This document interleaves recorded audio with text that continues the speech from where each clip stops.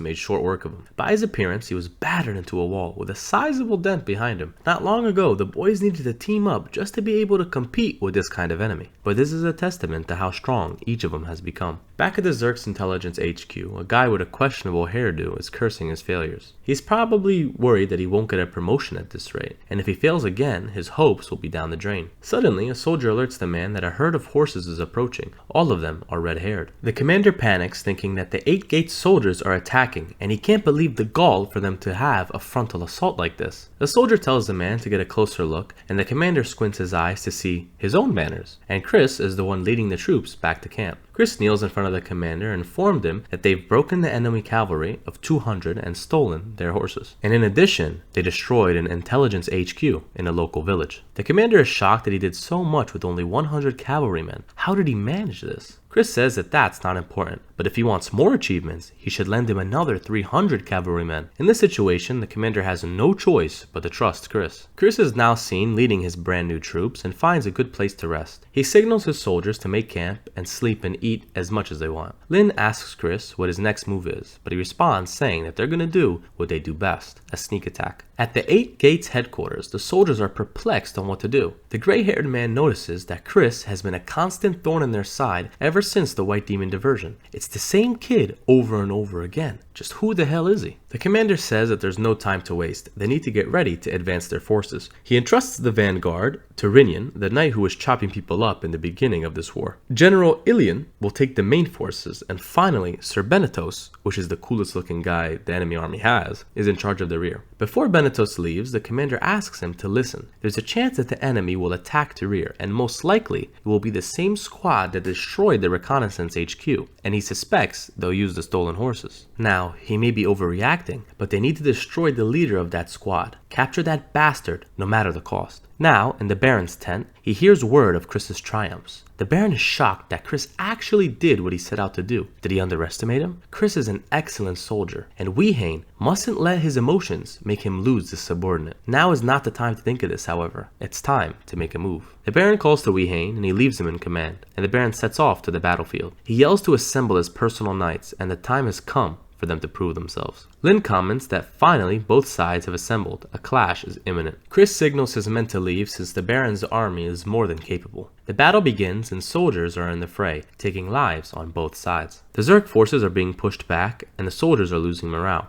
The 8 Gates infantry is building momentum. As soon as the man gets cocky, Doki sends his head flying with a sharp slice of his axe. Chris leads the charge, spurring his troops to charge forward. Lind is on horseback, letting shots fly, and Chris thinks this situation is perfect. They will continue this diversion and run away. Zerk soldiers continue to struggle, and Chris's second in command calls to him, informing him that the enemy is attacking from behind. They are surrounded. The situation is dire. Zerk soldiers are being chopped and butchered down. Chris is worried seeing his own men being decimated like this, and curses himself for his arrogance. Even though he planned everything thoroughly, it's impossible to avoid casualties completely during a war. Even so, seeing all of these subordinates die is very difficult. He turns into a direction and calls for Doki to clear the way on the left side. They're gonna retreat. He doesn't understand how the enemy knew they were gonna attack from the rear, but I do. He's only did it like 20 times already. They're not that dumb. He orders his squad to retreat, and we see Sir Benetos telling his men to give chase. Chris notices this man and assumes that he is the enemy commander. He also notices the emblem on his helmet, which is in the shape of a moon, which means he's from the Desper family. Chris looks at Lind and tells him to proceed with plan B. Lind has a worried look on his face and it appears he doesn't agree, but Chris tells him not to worry. He will do anything it takes to win. Lind, still nervous about the decision, questions if this is the right move. Back at the main battle, we see the forces charging in, led by Baron Van Ludwig. He might be sick, but he's still a frickin' savage. He's just spearheading the charge, chopping people down left and right. The General Ilian is cursing the half-dead geezer. How can he still have so much power? The Baron tells him that he's not too young to speak himself, while he's continuing to chop down the 8 Gate soldiers. Wei is now seen taking up the commander-in-chief role, and one of the soldiers comes up to him saying that the enemy squad that attacked Chris is now chasing them through the ravine. Should they send reinforcements? Wei is a little indecisive and starts thinking on the matter. He wonders if he should call his father, but knows that he's in the thick of the battle, and he questions what to do. The soldier tells him that they do not have troops to spare, and the main battle is here where they are. Wei thinks on the situation further, and notes that whatever situation Chris got himself into, he's going to have to deal with himself. since he cannot afford to spare any soldiers. And it might be a little biased because Chris didn't let him be a sugar daddy, but he does have decent enough reasoning. Chris is continuing to evade the enemy troops, but Sir Benetos smiles, thinking that he's finally gonna put an end to this annoying brat. They enter a large opening in the ravine, and Lin tells Chris that they arrived. Chris orders his men to throw down smoke bombs. The smoke fills the circular part of the ravine, covering it in a thick blue smoke. Chris orders his men to retreat while he alone remains in the fog. From now on, Lind will be in command. Lind tells Chris to be careful, and all the soldiers in the smoke are concerned since they can't see. Sir Benetos notices that even the horses are panicking, making them useless. He orders everyone to dismount and assemble in groups in a circular defense to cover one another's backs. The soldiers assume that the enemy is also blinded, but this is not the case. Due to Chris's intense training with Wise, he sharpened his senses, which allows him to theoretically see in the dark. Though not with his eyes, he can feel the presence and sense the movements of his surrounding enemies. Lin, Digo, and Doki are watching from atop the ridge, and Sephoro comes up asking them if it's really okay to leave Chris down there. Shouldn't they help him? Lin is a flashback where we see himself and Taikyo watching Chris training. Taikyo mentions that Chris is unique in his own way, and when he's in the process of learning, he looks insatiable. However, this thirst defines his incredibly fast progress. And he hates to admit it, but this 15-year-old boy has already caught up to him, and he might even climb higher. Taikyo asks Lind if he's envious of Chris, but he responds saying that he's not. Where else could he find someone as such a reliable leader? Lind believes in Chris, and he knows that he's going to deal with the enemy. Back in the fog, the soldiers are beginning to panic since they cannot use their senses, and one by one, Chris is whittling them down. The screams of men dying left and right, and soldiers calling out to each other, is deeply affecting the morale of the soldiers that are in the fog. Chris starts bantering with them, telling them that it's very dark, isn't it? This place is called a fog well. There are high walls surrounding this place, and getting stuck here in complete darkness makes it impossible to escape. But why am I even explaining this to you? The soldiers are confused on where this rat is speaking from, but just like that, another one goes down. Without being able to see, the soldiers are in constant fear for their own lives, and they can't even determine where Chris is striking from. And just then, another soldier's head is decapitated. Now, alone, the last soldier in the trio is fending for himself.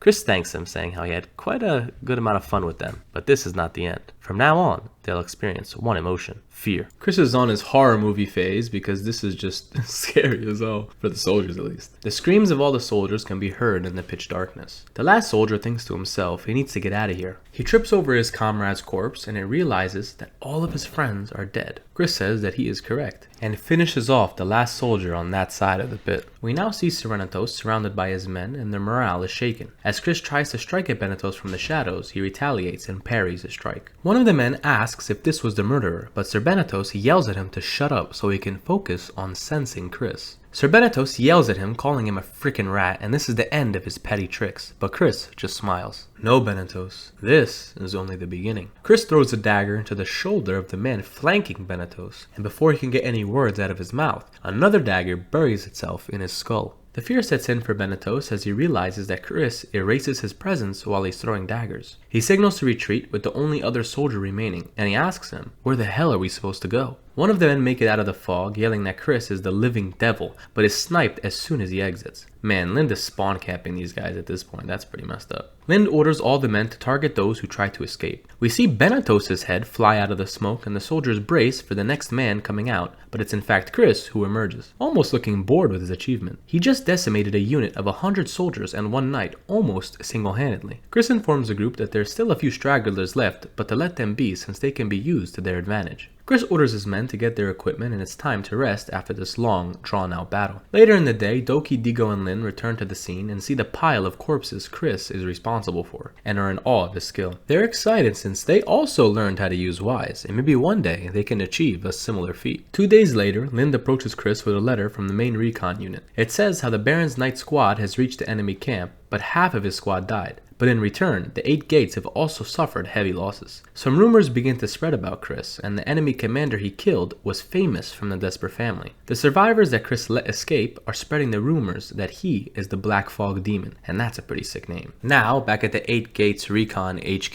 the leading commander can't believe that the Black Fog Demon even killed Benetos. Is this really the same person who destroyed the Recon squad days before? His skills are clearly Knight level. Eliminating him should be of top priority, However, the Baron's forces are quickly approaching. The 8-Gates general prepares his own forces to attack. The next panel shows Slithy asking Chris if it's really okay to send a message in the current condition. Chris says that this message is vital, but thinks to himself that in his past life, an event happened several days after the war started, and since the future is changing, he can't let his guard down. Slithy asks where to send the letter, and Chris tells him to the royal palace. Slithy is shocked, and the next panel shows Sephora informing the man with the message Chris sent, but is perplexed on what he's asking. Sephora was asked to assign some cavalrymen to gather all of the available soldiers. The commander asks what for, but Sephora doesn't know. He's only been ordered to gather troops in front of Sunset Hide. The commander demands to know where Chris is, but is told that he will meet them in 3 days. Some time passes, and at night, Chris approaches the Sunset Hide. Ralph sits atop the walls actually, and we haven't seen him in a couple chapters. Ralph goes down to meet Chris and is ecstatic to see his old friend, and tells him about the rumors that's been spreading. Is it true you took out an elite squad of 100 soldiers? Chris says that it's a little bit over-exaggerated, but Chris, no, it literally isn't. You did that. We see Ralph's leg is heavily injured, and even the doctors couldn't heal him. Chris's skills aren't enough for this either, but tells Ralph if he needs anything, just let him know. Ralph just asks Chris to buy him a beer after the war is over so he can brag to all of his friends about fighting alongside Chris. Chris smiles and says it's a deal,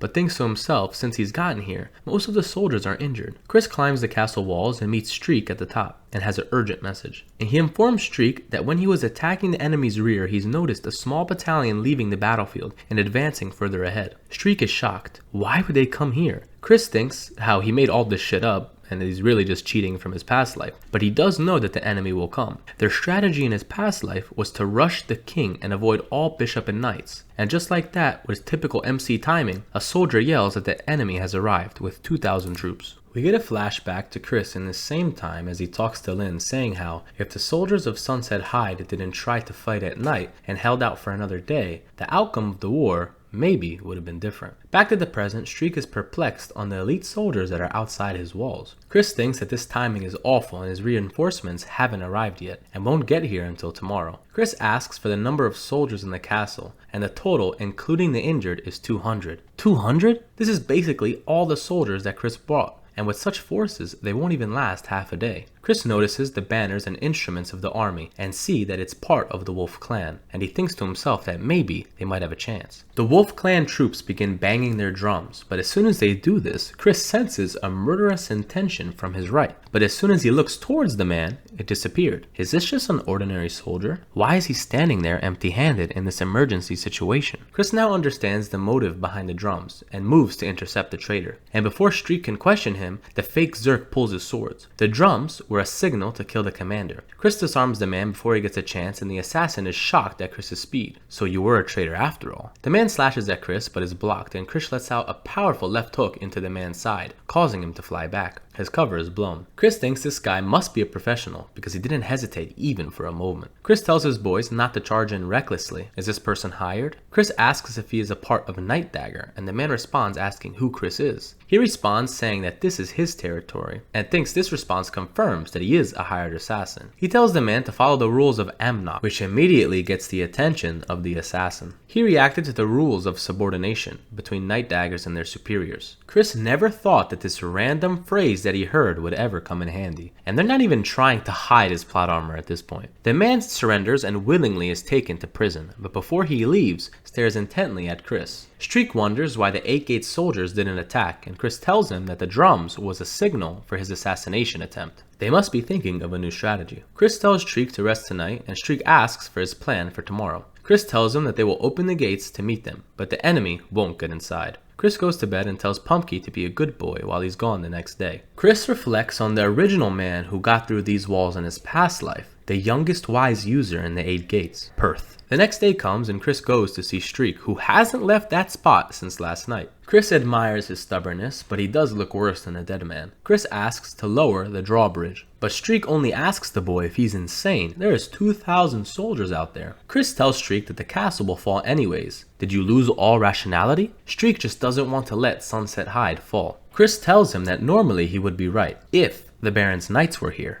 Are you willing to let all the citizens of Daybed die in just one day? Streak grits his teeth. What do you want me to do, Chris? Surrender? No, we're gonna face them. Chris is determined and will take all the responsibility. Open the gates. Streak curses and obliges. The boys are headed outside the castle and they ask Chris if his plan will really work. He informs the group that the Wolf Clan is part of the 8 great families of the 8 gates, and tells them that they are also the poorest. They aren't true nobles or political figures. They are known, however, for their sense of honor. 4 soldiers come to meet the boys, led by Alec, the general of the Wolves Clan. They wonder what 4 boys are doing, trying to surrender. Chris slams his spear and demands for a duel. This was an order from his commander. If their champions can overpower us, they will surrender and open the gates. A mere knight apprentice demands a duel? Chris smirks, and just as he expected, the enemy is taking the bait. I, knight apprentice Chris, am willing to put my honor on the line. Did the famous Wolf Clan shit their pants? Are you scared of only 4 soldiers? Did you forget about your precious honor? Veins bulge in Alec's face, and he wants to make Chris eat his words. Chris takes this answer as a yes, and as proof, he will leave the gates open behind him. Alec thinks the boy has gone insane, and another one of the 8 gates' smartest soldiers tells him that this has to be a trap and just to attack now. But Alec calls him a freaking donkey and asks the man if he means to bring shame on their honor, the most valuable legacy that their ancestors left behind. If he hears anything like that again, he will remove the man's tongue personally. Alec shouts at which one of his men wants to take the challenge. Knight apprentice Naptal asks to entrust his duel to him. This thick moron introduces himself and says he serves under Sir Zarin. Digo steps up and introduces himself as a centurion. The challenger is offended that a mere centurion is going to fight him and thinks it should be easy. He rushes towards Digo and tells him to learn his place, but Digo, unaffected and in one swing of his halberd, slashes Naptal in half and asks, "Who's next?" What a savage. Digo just stands next to the lower half of Neptal's body, and Alec is shocked at his strength. Another man steps up, cursing the knight apprentice who just lost. He charges in at Digo, but is blocked. The man thinks to himself that Digo can't maintain this strength for long. As he tries to duck down under him, Digo quickly hits him with a vicious elbow, which knocks the man unconscious. Digo says, "Who's next?" This next panel is another one of the funniest scenes I've seen so far. The guy introduces himself as a centurion, and immediately his head is sent flying. But why does he have the same expression? Next. Another poor soldier is looking deformed. Next. Digo charges at the new contender, but he asks him to wait. Let me introduce myself first. But Digo does not have the patience and chops him down too. Next. As the pile of corpses is building behind Digo, the enemy soldiers' morale is in shambles. This centurion single-handedly defeated 5 commanders. Chris calls for Digo to return, and now it's Lin's turn. Digo thinks that he can do this all day, but Chris wants to reserve his energy. Lin squares up with another enemy, and Chris thinks that his swordsmanship skills aren't that great.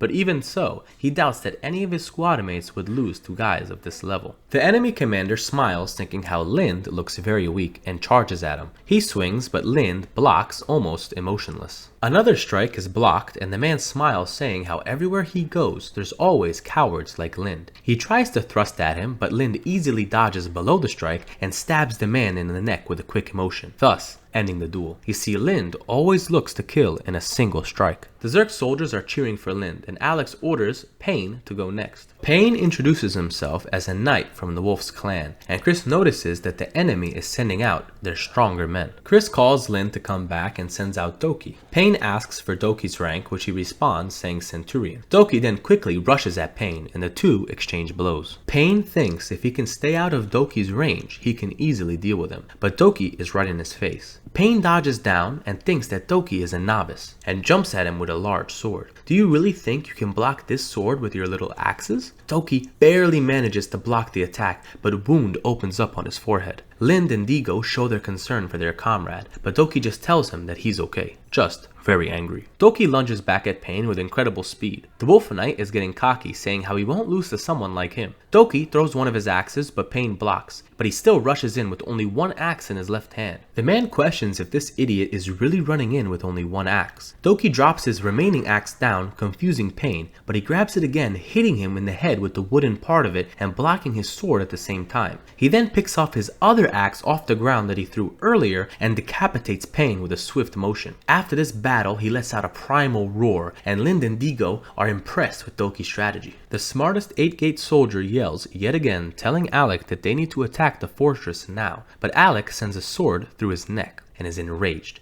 He orders for Perth to prepare for combat. Another man volunteers instead and Alec agrees. This is Wolf Knight Raiden. Chris tells Doki to tend to his wound and now it's his turn. Chris squares up against Raiden, who has a sword and shield, but this isn't Perth. Chris thinks that he'll definitely know when he sees the hero who destroyed Sunset Hide, and as he scans the enemy, he finds him. Raiden wonders why Chris is staring at Perth and feels a little agitated that he's being ignored. He introduces himself as Raiden Wolves and Chris apologizes for the disrespect and does the same. Raiden assumes that Chris is the strongest of the boys since he came last and rushes at Chris and sends a powerful slash, but Chris effortlessly blocks. He goes to jab, but Raiden raises his shield. Chris thinks that Raiden has a lot of battle experience for the way that he's fighting. Very well, try and block this. Chris charges energy into the tip of his spear and sends it at Raiden, which he also blocks. Chris is shocked that he managed to block this blow. His wise attack, Snakebite. It seems that he underestimated him a little. Maybe it's time to use the dance that Taikil taught him. Chris closes his eyes and relaxes himself, and Raiden tries to shield bash Chris. But Chris is in the flow of a melody. He doesn't even feel the weight of his spear and lightly dances around Raiden. The longer the melody, the faster the pace, makes it a deadly dance. Chris sends flurries of different attacks and Raiden has seen this dance before and notices Chris is attacking exactly on beat. And if he can't catch up to the pace, Raiden will be quickly defeated. He asks Chris on his connection to the dancing blade, which this was Taikil's name that he got at the age of 20. Chris ducks under another slash and tells the man for a non-wiser he is sure lucky to survive this long. However, your luck ends here, and Chris shoves his spear into Raiden's neck, ending the duel. Alec can't believe what he is seeing, but now Perth goes to face Chris. Finally, Chris thinks. This is the moment he's been waiting for, a chance to test his skills, a chance to defeat the hero whose name was engraved in history. Perth has a suggestion for this duel. The winner will put an end to this battle, even though it's like they haven't won yet. Chris wonders if he's in a position to go all in, but Alec puts his honor behind Perth's words. Now the two lock eyes. The man introduces himself as Perth Wolves, the youngest wiser knight, and today he will be the first man to secure Sunset Hide. The 8 gate soldiers are chanting Perth's name, and Chris admires his amazing leadership. Chris introduces himself as well, saying that he's 17, but also managed to become a wise knight. Chris challenged Perth to a duel and the two square off.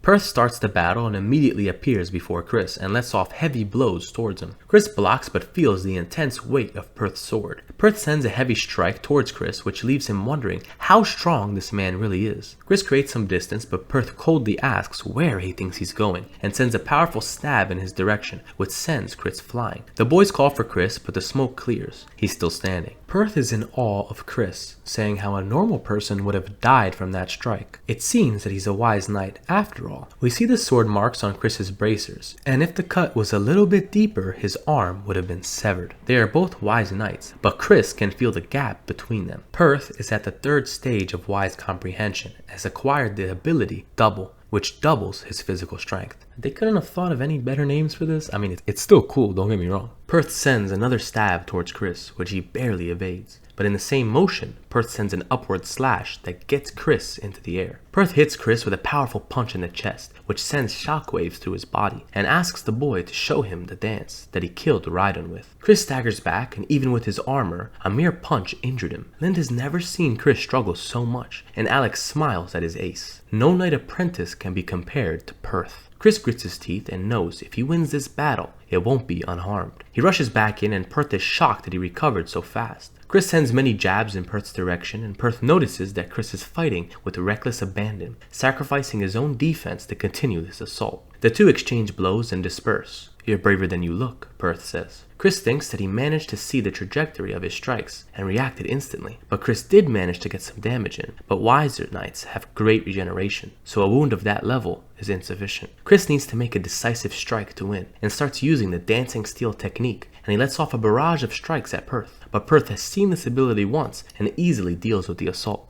Chris knows that the dance isn't enough and needs to unleash a secret technique. Chris takes a slash to the abdomen that cuts deep, but breaks Perth's sword. Perth is confused. Did Chris just change his attack pattern? What a reckless move. We see a flashback to Taikil's teachings and Chris asks him if he knows how to defeat a wise knight. Taikil responds saying, "You don't try to defeat them. It doesn't matter if one is a wiser or not. No one is immune from death. Therefore, Do not try to disarm or defeat your opponent. Look for the opportunity to kill them. It's the only way to survive a fight with the wise knight. Chris unleashes his hidden technique, the lethal dance, Death Parade melody. His staff glows red, but Perth, still wielding his broken sword, manages to throw Chris's spear away. Perth goes for a kick, but Chris catches him. His Death Parade is still in effect, and he punches Perth, disarming him as well. He uses the opening to knee him in the stomach, and he draws his dagger. He calls this move piercing light beams, and a wide arc of blue energy cuts through Perth. Alec is lost for words, and Streak and his soldiers yell at the sight of Chris's victory. Perth grabs his wound and asks for the name of Chris's technique. Chris responds with piercing light beams. Incredible, Perth says as he falls to the floor, unconscious from the attack. Alec runs towards Perth, and Streak sends his own soldiers in as well. Chris tells Alec to stop. What does he think he's doing? He begs to take Perth, but Chris asks if he means to tarnish their duel.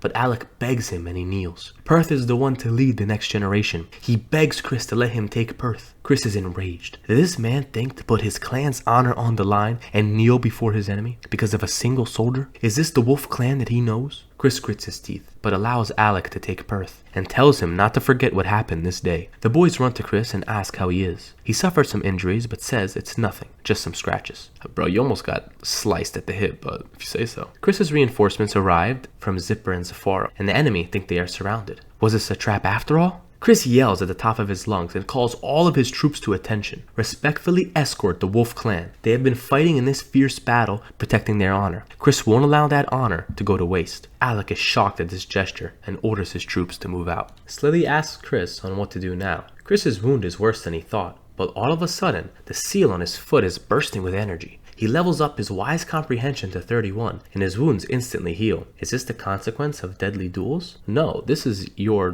plot armor, but go do some more sick shit. That fight was freaking awesome. Chris reached the second stage of wise comprehension and unlocked the increased regeneration. Chris gathers the cavalry and orders them to get in formation. It's time to depart to the battlefield. Streak asks Chris to rest. He's done enough. Treat his wounds. But Chris looks back. The war isn't over. There's no time to rest. Castle walls aren't the only thing they must protect. They need to go back to the main battlefield. We see the Baron absolutely being a beast, slashing enemy soldiers left and right, to the point where he breaks his own sword. Imagine breaking your own sword, hitting it on people's heads. What the hell? Two 8-gate soldiers see the opportunity and try to stab the Baron, but he cuts them both down with his broken sword and orders his men to destroy the enemy. But his condition worsens as he coughs up blood. An arrow is shot towards the Baron, but Guillen blocks it. He tells his father not to overextend himself. They both look toward the rear and see the Wolf clan forces advancing. Guillen moves to intercept and the Baron wishes him luck. As Guillen leaves, Serenian approaches the Baron. You're finally alone, huh? What a pity for the hero of Sunset High to become so weak. Today, your pathetic life comes to an end. Van Ludwig is enraged, and the two stare ready to engage. The next panel shows the Wolf clan fighting the Zerk troops. The Zerk foot soldiers are being pushed back as a soldier who oddly looks like Chris gets stabbed in the thigh. He kills the injured soldier who struck him but sees another man charging at him with spear in hand. This Chris lookalike loses all hope. Today must be his day to die. But just then, the real Chris comes in hot and chops that guy's head off, saving the fake Chris. The boys begin chopping down 8-gate soldiers and the fake Chris is shocked at their arrival. Lin tells the soldier to wake up. What's your name? Fake Chris replies that his name is, and Lin tells Suxin not to give up. It's not your time yet. The sun will soon rise. Chris is rushing to help the Baron and running through hordes of soldiers. Chris thinks he came just in time, but his horse is shot down, and in the same moment, he sees Serenian piercing Van Ludwig's body. Serenian smiles, and the two men are battered from their intense battle. Serenian slashes the sword away from the Baron and pierces him through the stomach. It's over, Graf. The Baron, in his last moments, asks the young mutt who decided it was over, and unleashes a devastating right hook to the jaw. The two back up, and Serenian pays his respects to the Graf. Even though he is his enemy, he will never forget his name. May he rest in peace. But before he can decapitate the Baron, Chris sends a smoke bomb. He appears in front of Rinian, and Rinian assumes that this is the Black Fog demon. Chris, in his anger, sends a strike toward Rinian and leaps in the air. Serenian wonders what he's doing here, but Chris lodges his spear forcefully into the chest of the knight. He pulls the spear from his corpse and runs towards the Baron. The Baron laughs at the situation. Even in this moment, both of his sons are not here by his side, but rather Chris is. Chris says he's here for the sake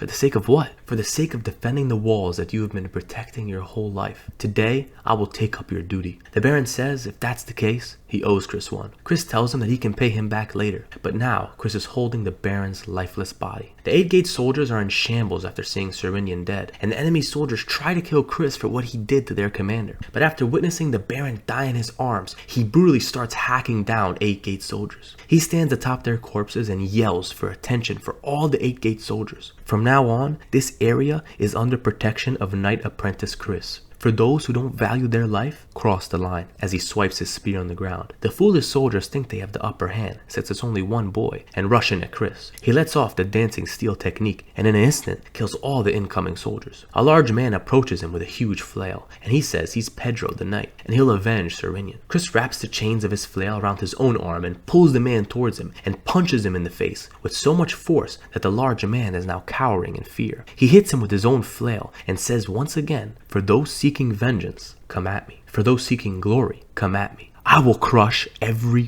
one of you. Man, this is one of my favorite chapters in the series. So many twists and emotions in this one. It really went crazy. I want to take a second to appreciate Baron Van Ludwig's character. He was always a scary looking commander, but at the end of the day, he always did what was right. And I'm gonna miss him throughout the story, if I'm gonna be honest. Chris, now using both Pedro's flail and his spear, is cutting down numerous soldiers. 2 enemy archers shoot towards him, but he crushes the skull of the man in his way and uses his body as a stepping stone. He sends the flail into the face of one of the archers, and 2 more swordsmen appear from behind. But without even looking, Chris cuts them both down. He severs the head of the remaining archer in brutal fashion. Lind and Silly join up, and the Zerk men gets the news that the Graf has died. The commander is shocked and concerned if they still have a chance, but is told that they're still pushing the enemy forces back. Who's doing this? The recon squad? No, it's the squad under Knight Apprentice Chris. The boys are hacking and slashing their way through hundreds of 8-gate soldiers. Chris unleashes his death parade and dices up some soldiers like vegetables. The commander looks on and sees how these boys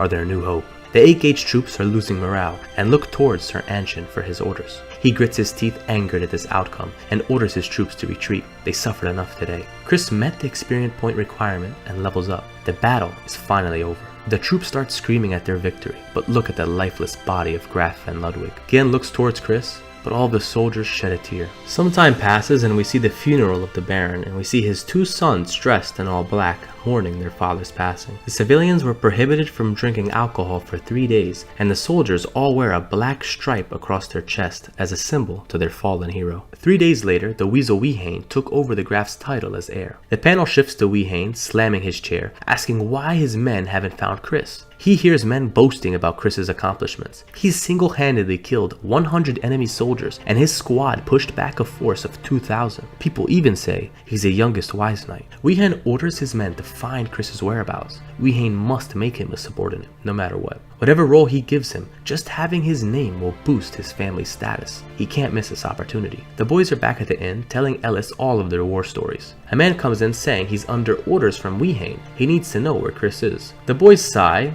Another one came in to bother them. Digo is chewing with his mouth open, getting food all up in Lynn's face, and Ellis scolds him for his manners. And Lynn tells the soldiers that they also don't know where Chris is. The man tells him to stop joking, and these are strict orders. But Lynn thinks this guy is going to be annoying, and Doki hurls the axe at the doorway, which stops his next sentence. Ellis apologizes, saying Doki isn't a good drinker. "You're too loud," he says, as we get a close-up on the obviously drunk Doki. "I have another axe, ha." The group laughs, and the soldier runs from the inn. Ellis asks if they truly don't know where Chris is, and they honestly don't. They were told to just wait for him here. Lynn remembers Chris also said he was going to meet a beautiful lady. The scene shifts to the underground prison in Daybed, and a cloaked figure hands money to the guard, gaining entry. We see the assassin from earlier was actually a girl, and the cloaked figure asked her why she allowed herself to be caught. She could have easily escaped. And she turns to see Chris take off his hood, and damn, this chick is bad. Chris is still getting all the baddies, I'm jealous. Even Chris comments on how pretty she is, considering the environment at least. She says her name is Rachel, and she was the 26th among the Night Daggers, and without a real name. She's been training to be a mercenary, however, she's been having the same dream. In her dream, her name was not Rachel or the 26th. She's been struggling to figure out who she really is. One day, she met a blind prophet and thought he was just a scammer. but he told her that in a night's embrace, she would be consumed by a dark blue flame. She didn't care about life or death and just wanted to understand who she truly is. She wondered what she could do to avoid that dark blue flame and chose not to listen to the prophet. He said the flame would reveal her name. Chris is taken aback, and surely she doesn't think that he is the dark blue flame. A flame with dark blue hair and golden eyes will rise above everything after encountering the sword of night. Okay, well, it's definitely Chris now. She asks Chris to let her out and she wants to be by his side. Chris still has doubts about her friendliness, but if it's genuine, it will be a great help in the coming battles. He asks Rachel if she will swear allegiance to him. Rachel just responds saying if she has to. Chris tells her that when the time comes, he will send someone for her. Wait until then. Rachel asks if he will truly help her find her real name. And Chris just gives her the same answer she gave him, if I have to. The panel shifts to Wei-Hain greeting another baron, Graf Eluan, the representative of the royal palace. He says his condolences on the death of the hero of the borders and apologizes for the surprise visit, but he came here to inform Wei-Hain that the reward ceremony and crowning of the new baron will take place at the royal capital. He asks to stay a few days and Wei-Hain obliges. Some time passes and Wei-Hain is seen on his throne wondering if Eluan really came here just to send a message. He must be planning something. A soldier comes in and informs him that Chris recovered and returned to duty. He's excited at this news and goes to see Chris. Streak asks what he's doing here and he walks past him asking for Chris. Finally, if he can get his hands on Chris, then no one can challenge his authority. The youngest wise knight ever. As he enters the tent, he is startled to see Eluan already sitting there talking to Chris. Eluan laughs at the timing, saying how he meant to tell Wei-Hain something, and this worked out perfectly. Wei-Hain is visibly shocked at what's going on, but Eluan informs him that the third prince requested Chris in the royal palace and they are to depart in 15 days. He also makes sure that Chris hasn't sworn loyalty to anyone yet, and Wei-Hain is sweating nervously. Eluan laughs, saying how he can't believe the third prince was admiring a knight rank wiser. This is truly a blessing, and he thinks of courting his daughter to Chris to marry. Chris, yo, you gotta save some women for the rest of us, man. Chris can only think that Wei-Hain should at least try to hide his emotions a little bit, as he's seen biting his lip. Chris knows Wei-Hain's future, and it's time for him to leave. This war has taught Chris that even though he can change the future, what's meant to be will always happen. Wei-Hain takes his leave and Eluan notes that this man still didn't learn how to conceal his emotions. He informs Chris that until they leave, it will be wise to stay close to him. Chris knew the prince would send a big shot, but who would have thought he would send Graf Eluan? The reason Eluan took this initiative was because he's trying to restrict the power of Duke Cabus, who's gaining influence. Chris doesn't think it's wise to voice his knowledge just yet, but some time passes and we see Chris attending a field of his medicinal herbs, and asks Eluan if he's bored just following him around.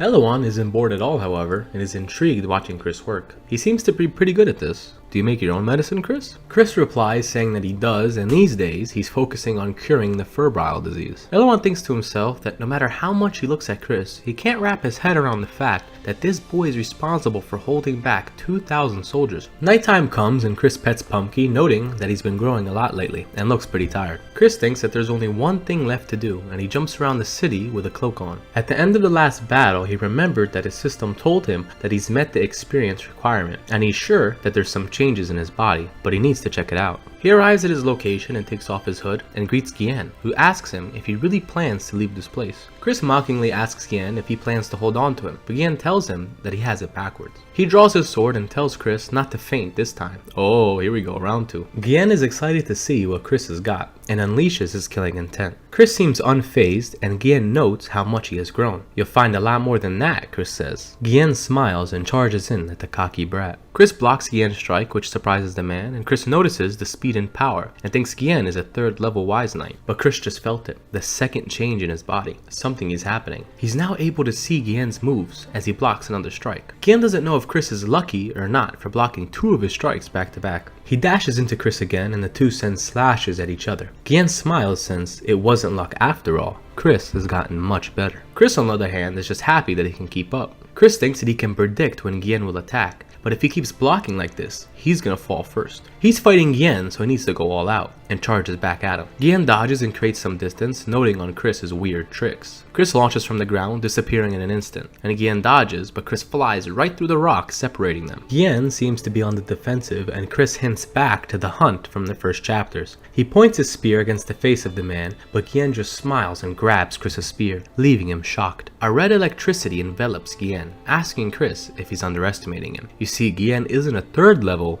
but a 4th level Wise Knight, and has the skill Overhuman, a trait that gives superhuman strength and speed to the user. The scene shifts to Eloan standing outside waiting. For him to be helpful in this situation, he needs to get all the information on the Ludwig family, and his main goal was to secure Chris. Chris approaches and Eloan asks on what's the matter. Just like the first season, Chris got messed up by Gien and is now down 0-2 in duels. Chris says he overdid it a little and fell during training, but his face says otherwise. Eloan is concerned if Chris will be alright for their trip tomorrow, but Chris says he will and just enters his tent. He pets Pumpkin a little bit and Ellis enters the room and asks Chris if he really plans to go to the royal capital. She came to give Chris a message from Tykiel. Don't underestimate the nobles and don't pick a fight recklessly. Chris assures her that he'll be alright, and Chris tells Ellis by the time he comes back, she better be a knight apprentice. The next day comes and the group prepares for their long trip, and Weehane stares at Chris, but he just tries to avoid his stare. Chris enters the carriage next to Eloan and the man asks Chris if he's nervous. It's actually quite the opposite, and Chris is very excited. Eloan smiles and thinks to himself that Chris just might be a fox pretending to be a squirrel. Chris arrives at the country's capital and is welcomed by the celebration of many citizens. It seems our boy is a hero nationwide. The hero of the castle walls, they chant. Chris is still not used to being praised like this and just thinks they're overdoing it a little. We hear a familiar voice in the crowd telling people to get out of his way or else. And we see the third prince, looking a lot thinner by the way, trying to greet his best friend. Chris kneels and acts formally, but the prince tells him to knock that off. He's prepared something for him. The two arrive at a table with a large assortment of food. Chris is getting spoiled for real. The prince tells Chris to eat up and even calls him his knight, even though Chris hasn't made the oath yet. We fast forward to the next day and Chris was told that his audience with the king would be in 4 days. The prince tells him that he will be busy and leaves. And finally, Chris is free. It's time to explore. One of the guards asks him where he's going, and I just want to know if this guy's not reading the story. The 4 times this happened, at least 3 of those times someone got messed up. Chris tells him he wants to go look around, but the soldier tells him that his orders are to not let Chris leave without an escort. Chris wonders if this is the third prince's order and smiles to himself. He lets out a menacing aura that locks the 2 soldiers in place and leaves the castle. He tells the man that if anyone asks him on how he left,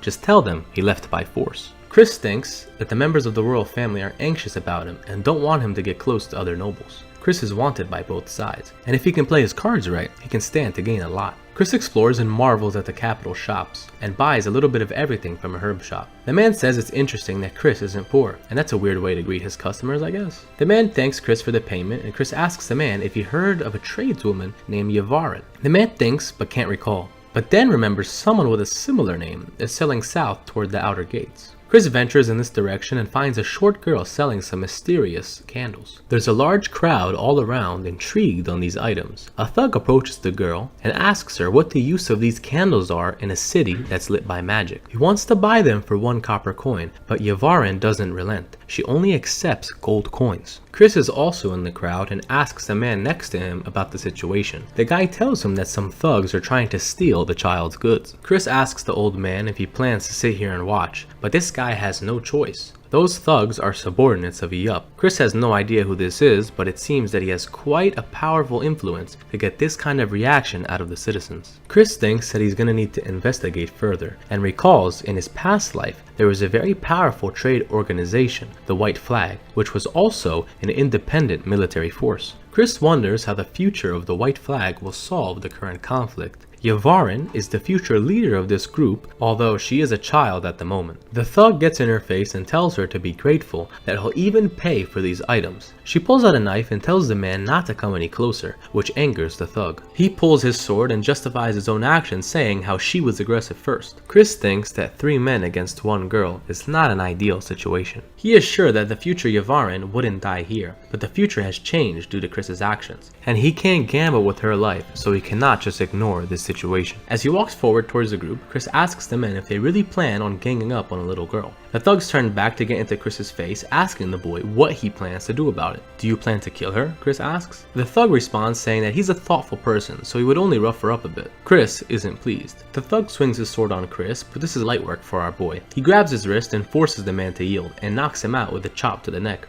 Asks the other 2 men if they want to attack together, since 1 is not enough. A boy in the crowd recognizes Chris as the hero from the war, and the crowd is shocked that this is the man who stopped 2,000 soldiers with only his squad. This isn't good news to the thugs, however, who throw down their weapons and beg on the floor for forgiveness. Smart move. Chris smiles and is happy that he resolved the problem so easily. Chris asks Yvairen if she's okay, but she doesn't answer. The third prince approaches and asks Chris what he's doing out here. Chris has a nervous sweat and wonders what the prince is doing here. His guards told him what happened at the gates, but he tells Chris it's time to go back. There's things to discuss. The young girl begrudgingly tells Chris that she will pay him back, and Chris wonders if it's alright to leave her like this. The prince waves his finger and says that Chris has many people to duel. They think his knight is weak. Chris is confused and wonders if he was really scheduled to fight in duels, and the prince said of course he was. Chris is the youngest wise knight, they need to show off his power. Chris sighs but follows the happy prince, and they arrive at the prince's chamber, and he asks Chris if there's anything that he wants. Chris tells him that he always did have a dream, and it was to own some land. The prince smiles. So you want to be a feudal lord, huh? No worries, I can give you that.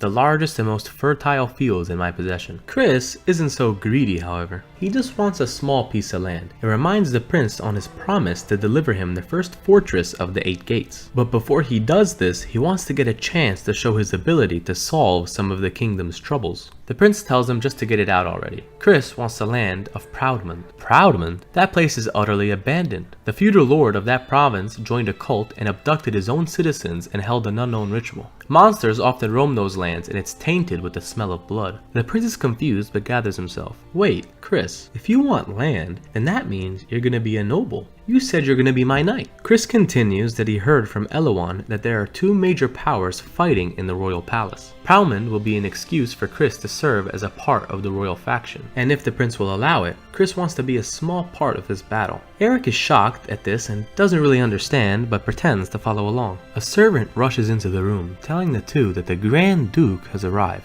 We see some panels of this guy still in his armor with bloodstains all around him. The prince looks a little nervous at this news, and Chris looks behind the servant to see this absolute unit of a man. So this must be the Grand Duke. The man apologizes for his attire since he was in a hurry and didn't have time to change. This is the head of the aristocracy, the Duke Bentharium Rold Gauche. The servant tries to reason with him to not confront the prince with such clothes, but the Duke just looks at him and asks the man if he's crazy. Do you know who I am? Even if I wanted to kill the prince, there's no one who would stop me. This is such a Chad move, what the hell? This leaves both Eric and Chris stunned. No one can oppose me in this kingdom. I am the most devout subject. He calms his voice and comments that maybe a god would need to descend to challenge him. Chris is so confused on how this guy can speak so reckless in front of the prince like this. Just how powerful is this man? The pressure is immense. He is also a wise knight. Chris steadies himself and says he can't believe all the rumors he hears. Who knew the Duke could joke around so much? Rold has no comment at first, and Chris wonders if he made the wrong move. Then all of a sudden, the Duke bursts out with laughter. He tells Chris that he sure is a hero alright, since he has the guts to talk to him like that. The prince chimes in asking what Rold is doing here, but the dude just straight up ignores him, which is funny as hell to me for some reason, and continues to ask Chris if he's really the youngest wise user at only 17. Chris agrees, and the Duke says that he was first able to acquire wise at 25, and he admires his speed. The prince is worried that the Duke came here just to see Chris, and yells at him telling him that Chris is his knight and to back off.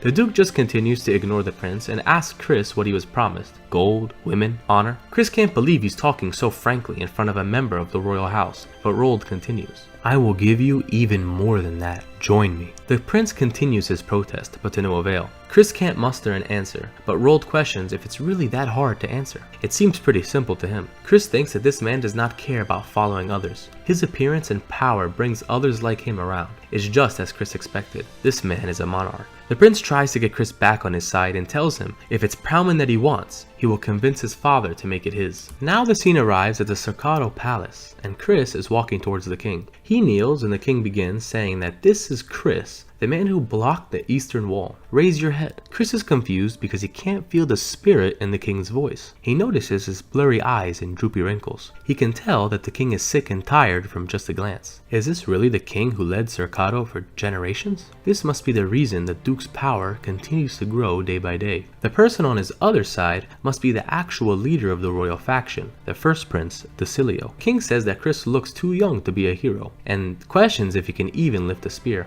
Duke Rold tells the king that there's many people who died assuming Chris's skills by his appearance. Decilio continues that this is the youngest wise knight that blocked a force of 2,000 with 4 men. It's not easy to judge him by his age. The king heard about his accolades and knows there's something that Chris wants. Is it true that you want Proudman? Rold and Decilio are shocked at this request, and Chris agrees. And he says he wants to farm crops and make that area inhabitable again. The surrounding guests gossip, wondering why he would want to go there. Is he dumb? Duke Rold likes Chris's decision and his interest in him grows, and urges the king to allow it. Chris can solve the problems there. Decilio catches the Duke's gaze at Chris and knows that he wants him. The king accepts the proposal and grants him the title of Baron and gives him the Proudman castle. The prince is back with Chris and they're talking about what just happened. Chris is a little disappointed that he's being treated the exact same though, since he's a noble. The prince set up duels and now we see Chris looking at his first challenger and doesn't seem to be interested. And also wonders why the prince invited Decilio and royal knights here as well. This is too much attention for our boy. His first challenger, Mide Basin, the firstborn of Viscount Basin, introduces himself and looks down on Chris. Chris grits his teeth, annoyed at this entire situation, and asks the man if he uses a sword. He agrees and wonders who Chris thinks he is looking down on his superior. Chris asks for a sword and receives a wooden one, and Mide asks Chris if he's mocking him. Take your spear, not a fake sword. Chris says that he's talking way too much and he won't say it again. This wooden sword is enough. Mide is enraged and pulls out his real sword, ready to put Chris in his place. Chris is fighting a former member of the royal guard and introduces himself as first knight and baron. This further infuriates Mide. Not anyone can become a knight. He will show him the true difference. Mide launches off the ground right at Chris. Chris is analyzing his movements and is slightly impressed. Mide shifts directions and goes into Chris's blind spot. Chris can understand why he was a royal knight, but he's still no match. Mide stabs his sword towards Chris, but Chris uses his opportunity to kick his leg from under him, catching Mide off guard. Chris just thinks that this man is just like all the others, and bonks him on the head, knocking him out. He asks who will show him swordsmanship that will be used on the battlefield. You are all royal knights, yet none of you are risking your lives. What kind of hypocrisy is this? All the surrounding knights are enraged at these words and start challenging Chris one by one. Chris continues, saying today he will honor himself as a knight. The surrounding soldiers are seething with anger that this boy just declared himself a knight. Chris yells that he hopes everyone will bear witness to his new title, and if anyone disagrees, raise your sword and challenge me. Prove your power. The men rush down to challenge Chris, and Chris starts whooping everybody's ass. He was challenged by 28 knights, 5 left with broken arms, 3 with broken legs, and 2 with fractured skulls. And Chris was not defeated once. This might be the start of our boy's villain arc for real. What the hell? We now see the attendant talking to Eric and telling him that their plan is going smoothly. The prince then busts into Chris's room, happy that the rumors are spreading. 28 wins and 0 losses. The undefeated knight in duels against the royal guard. Chris is busy putting on some drip, and even the prince says he's looking pretty good. They have a banquet to go to today. At nighttime, we see an unknown man trying to rizz up this girl, Lady Agatha, from outside her house. Inside the room, she's talking with her sickly brother, and she tells him that she has to entertain these nobles. Her sick brother tells her not to go, but she has to for her family. The only thing these siblings were left behind was an incredible debt, and the only male in the family is bedridden. Agatha has to step up. She smiles at her brother and she'll be back soon. The scene shifts to the banquet hall and some girls are talking about Baron Mayhew and how handsome he is. One of the girls brag that tonight she's gonna leave with him, but she spots Marquis Zighal. Trust me guys, I'm confused with all these characters too. I'ma just try to go with it. If Zighal is here, then that means Cercato's beauty, Emilia Zighal, is here as well. And we get a shot of this absolute dime. Mayhew approaches the Marquis and greets him, and compliments the beautiful Emilia. The Zighal family has no heir, so Emilia is a hot commodity. To become the head of a Marquis family, a gentleman signals to introduce the main star of this banquet, Count Wehane Ludwig, the guardian of the Eastern Walls. Following him, the hero of the battlefield, the youngest knight apprentice and Baron of Proudman, Chris.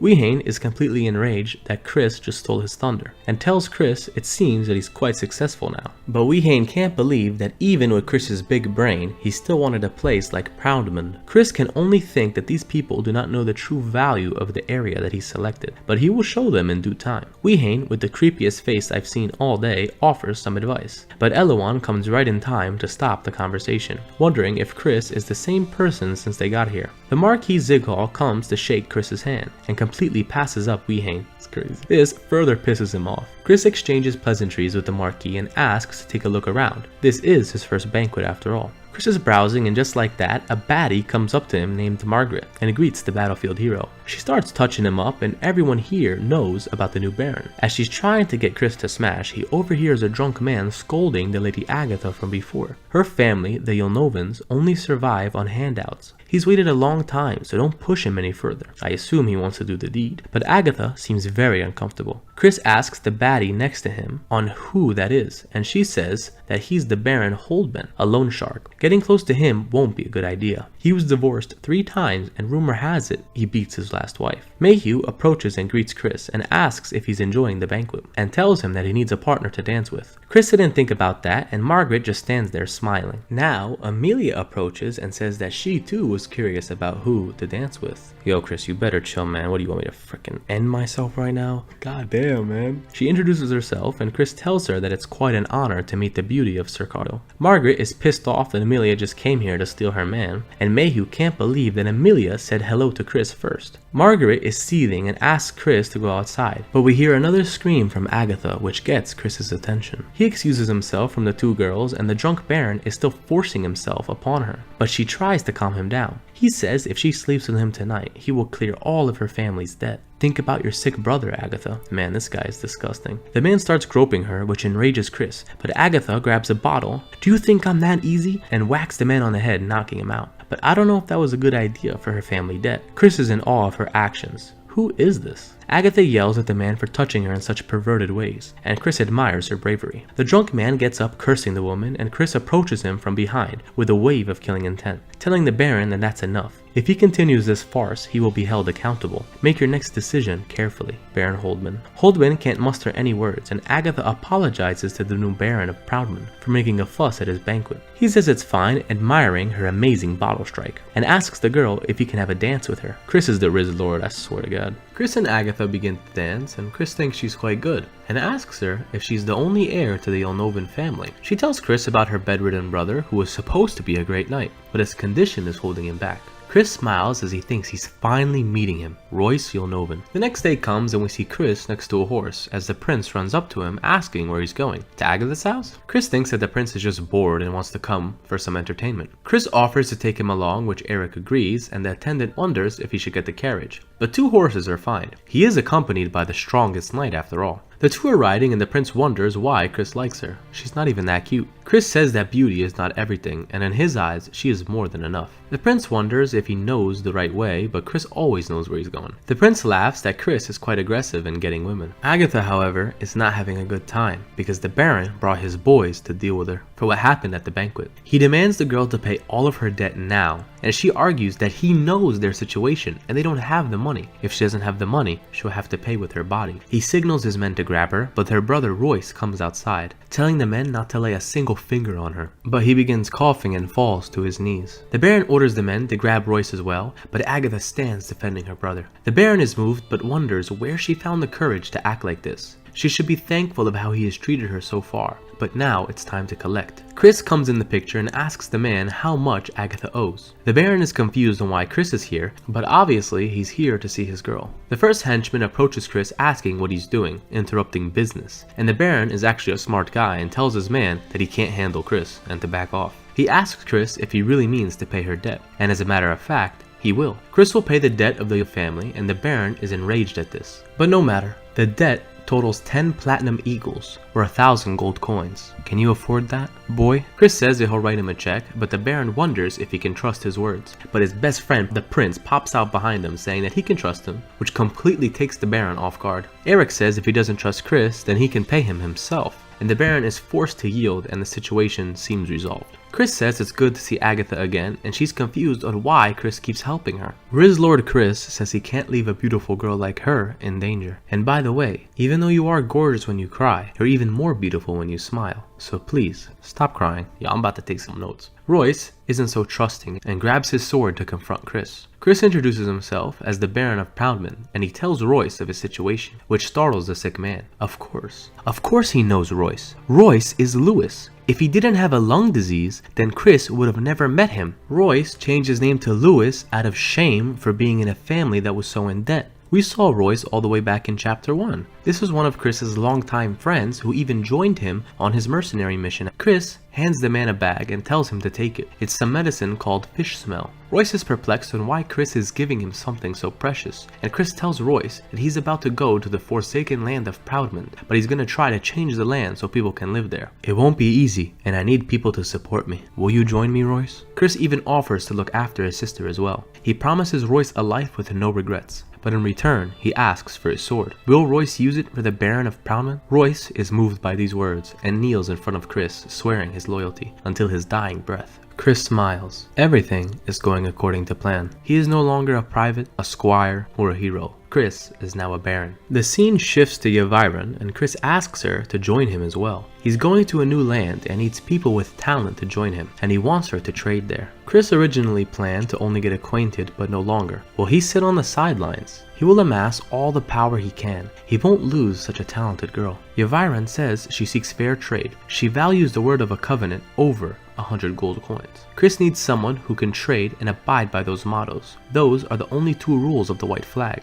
Come with me, Yvairon. Chris is now seen eating with the prince, but something feels off. Eric is sad that his friend is leaving the next day because he had so much fun with him in the capital, but Chris has things to do. The prince fakes a smile, and even if he tries to hold him, he'll still go, right? Chris is lost for words, but the prince gets up and leaves the room, but tells him to make some time for tonight. Chris was confused at the prince's actions and questions what he's really up to, but Eric just tells him not to worry about it and just meet him later. We fast forward to this meeting, and the attendant is seen escorting Chris into a long corridor. Chris was worried about why the prince summoned him so late. Is he planning to trap him here? Considering the prince's personality, this might be possible. He is shown to the room and Chris enters, and Chris can't help but notice the strong stench. The prince says he knows it smells, but it's only a little. He used eggs to make some paint. And behind the prince, we see many paintings that we can assume he was working on. Chris is perplexed on what he is seeing and asks the prince if he really was the one who painted all of these. Who else you think did it? This is one of the prince's closely guarded secrets. Only a few know about this. Since he doesn't have any friends, in his boredom, he comes here to paint, and it's become one of his great hobbies, even though he thinks he's not so talented. Chris, however, is in awe of his skill, and tells the prince that his paintings are amazing. Chris didn't expect to see this here. It's even famous to Chris, who isn't familiar with fine art. He sees a painting called The Run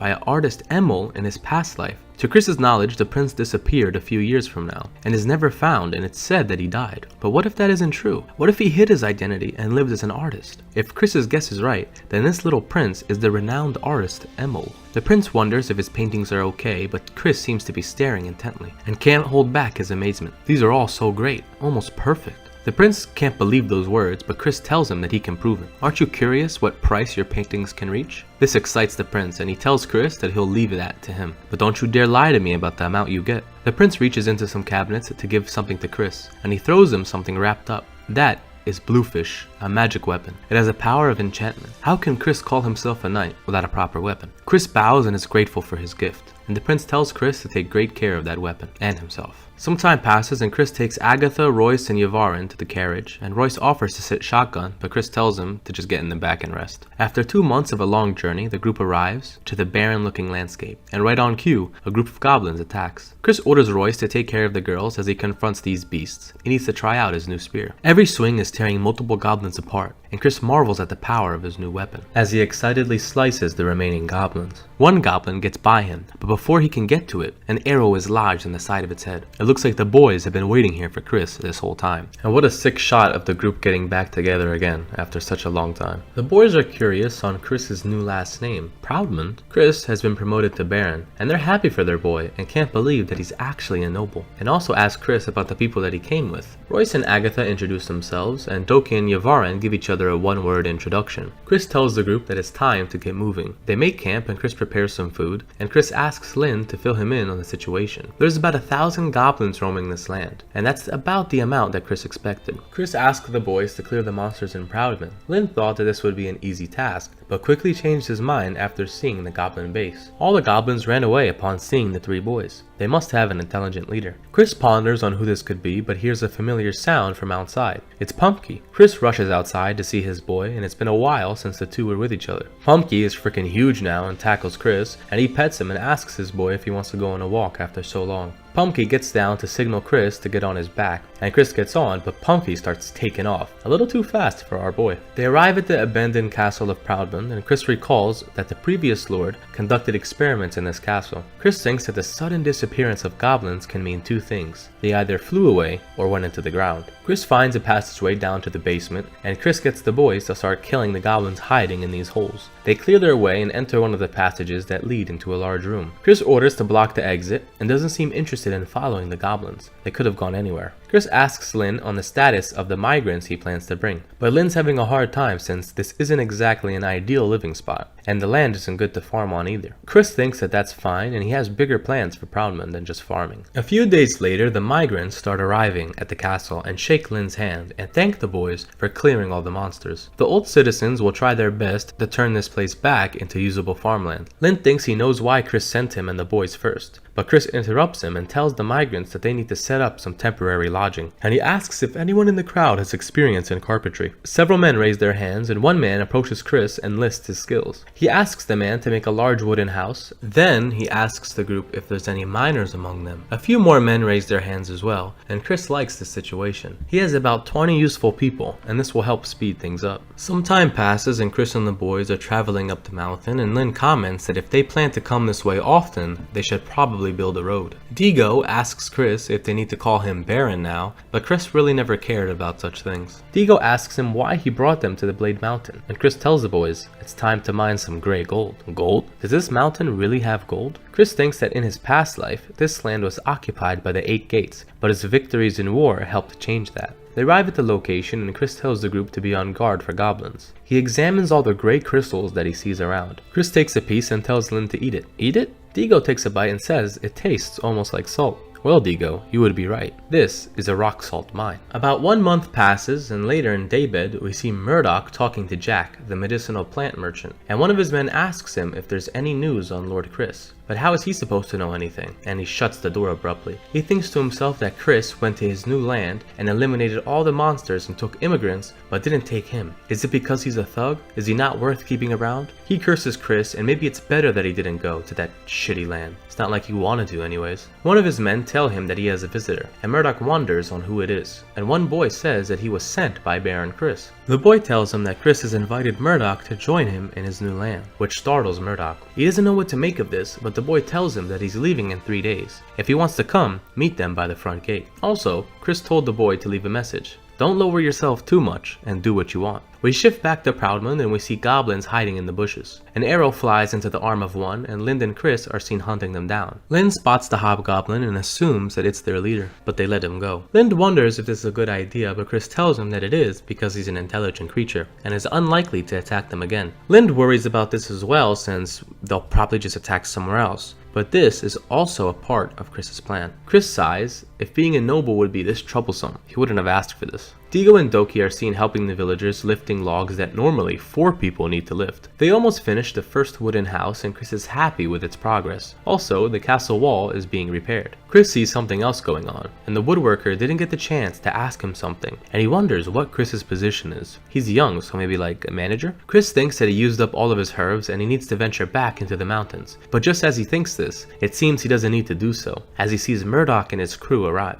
Chris welcomes him, but apologizes that he's going to put him to work pretty soon, since they're low on workers. Murdoch is excited to start, and Chris hands him a map of the herbs in the area, and tells him that he should be familiar with this kind of job. Chris asks Murdoch if he knows how to make medicine, which he doesn't, but another voice says that he will make the medicine for 3 silver coins, and it's Jack, the medicinal merchant from Daybed. It seems he can't let his VIP customer get away from him that easily, so he's going to come here as well. We aren't the only ones who came for you. As Chris turns, he sees Taikio, Ralph, and Ellis with 100 infantry soldiers who fought alongside Chris and swore allegiance to him. Another voice yells out to Chris, cursing him for leaving him. It seems Streak wanted to come along as well. Nobody in this story can get enough of Chris. Streak tells him that if there's no discipline around here, nobody's gonna think of him as a baron. Chris still thinks that Streak is as noisy as ever, and the villagers around finally understand that Chris is their feudal lord. Streak bows to Chris and swears an oath of allegiance to protect this land to the very end. All of Chris's allies bow. all of the villagers begin to bow as well. Lin takes a look at Chris as well, and also makes a vow to swear allegiance, and urges Chris to let him swear this oath. Chris speaks up, thanking everyone for following him, and with the power vested in him, he accepts their oath. And we see one of the coolest panels of the entire story, of Chris being surrounded by all his friends and everyone who's followed him since the beginning. This is making me a little emotional right now.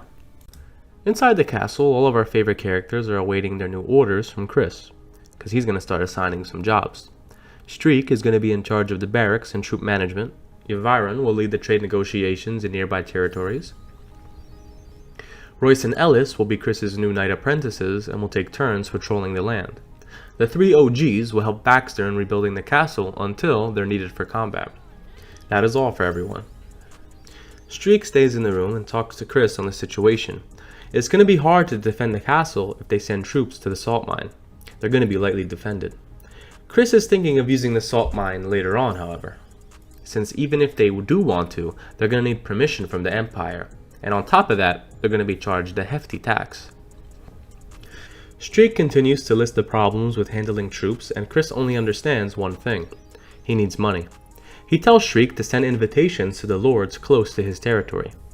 Streak asks if he means to invite them to Proudmond when it's in a terrible condition, but Chris just jokingly tells him if it would be better to paint the castle gold instead. They are not in the position to be worrying about appearances. Chris is then seen going to the training grounds and sees Royce almost on his deathbed being trained by Taikil.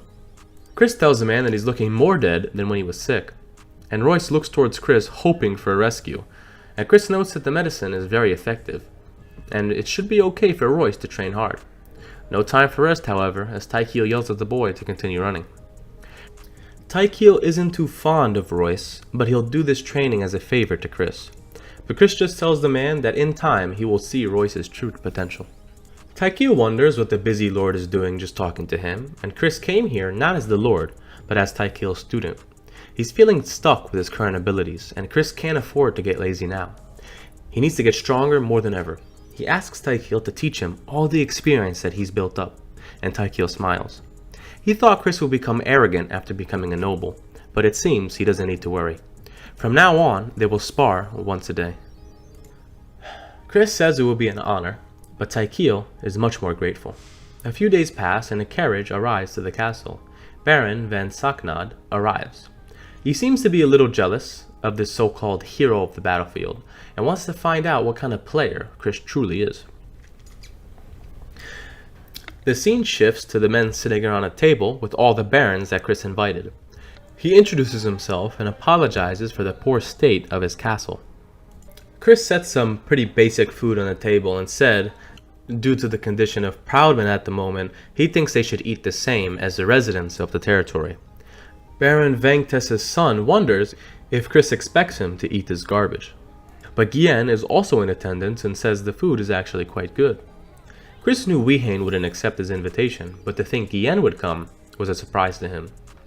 There are 3 key members, the Baron Saknad from the west, Viscount Dutch from the south, and the Count Vengtes from the southwest.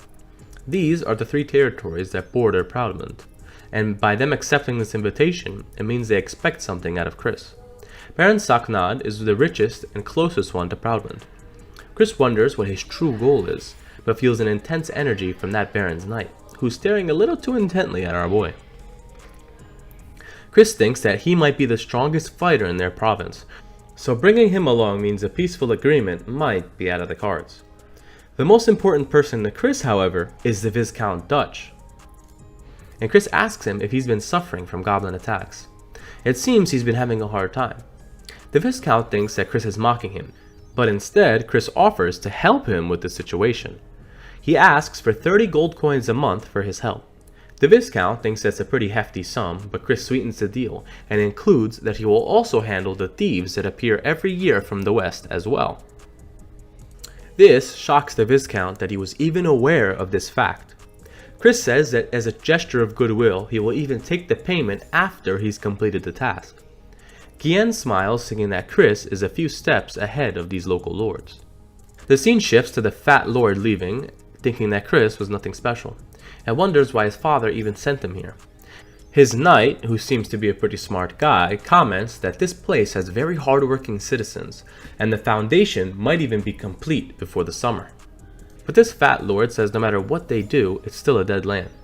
A man runs into the fat guy's servant and apologizes, but the lord doesn't want to let this slide. He asks the man to come back and apologize to his servant, even though he did and the servant seems pretty much unharmed. The lord wants to escalate the situation and tells his servant to shut up. He pretends that his servant's arm was broken in this little exchange and with a wicked smile demands compensation. We now see Ellis patrolling the town thinking her job isn't so bad, but hears a commotion going on and rushes to check it out.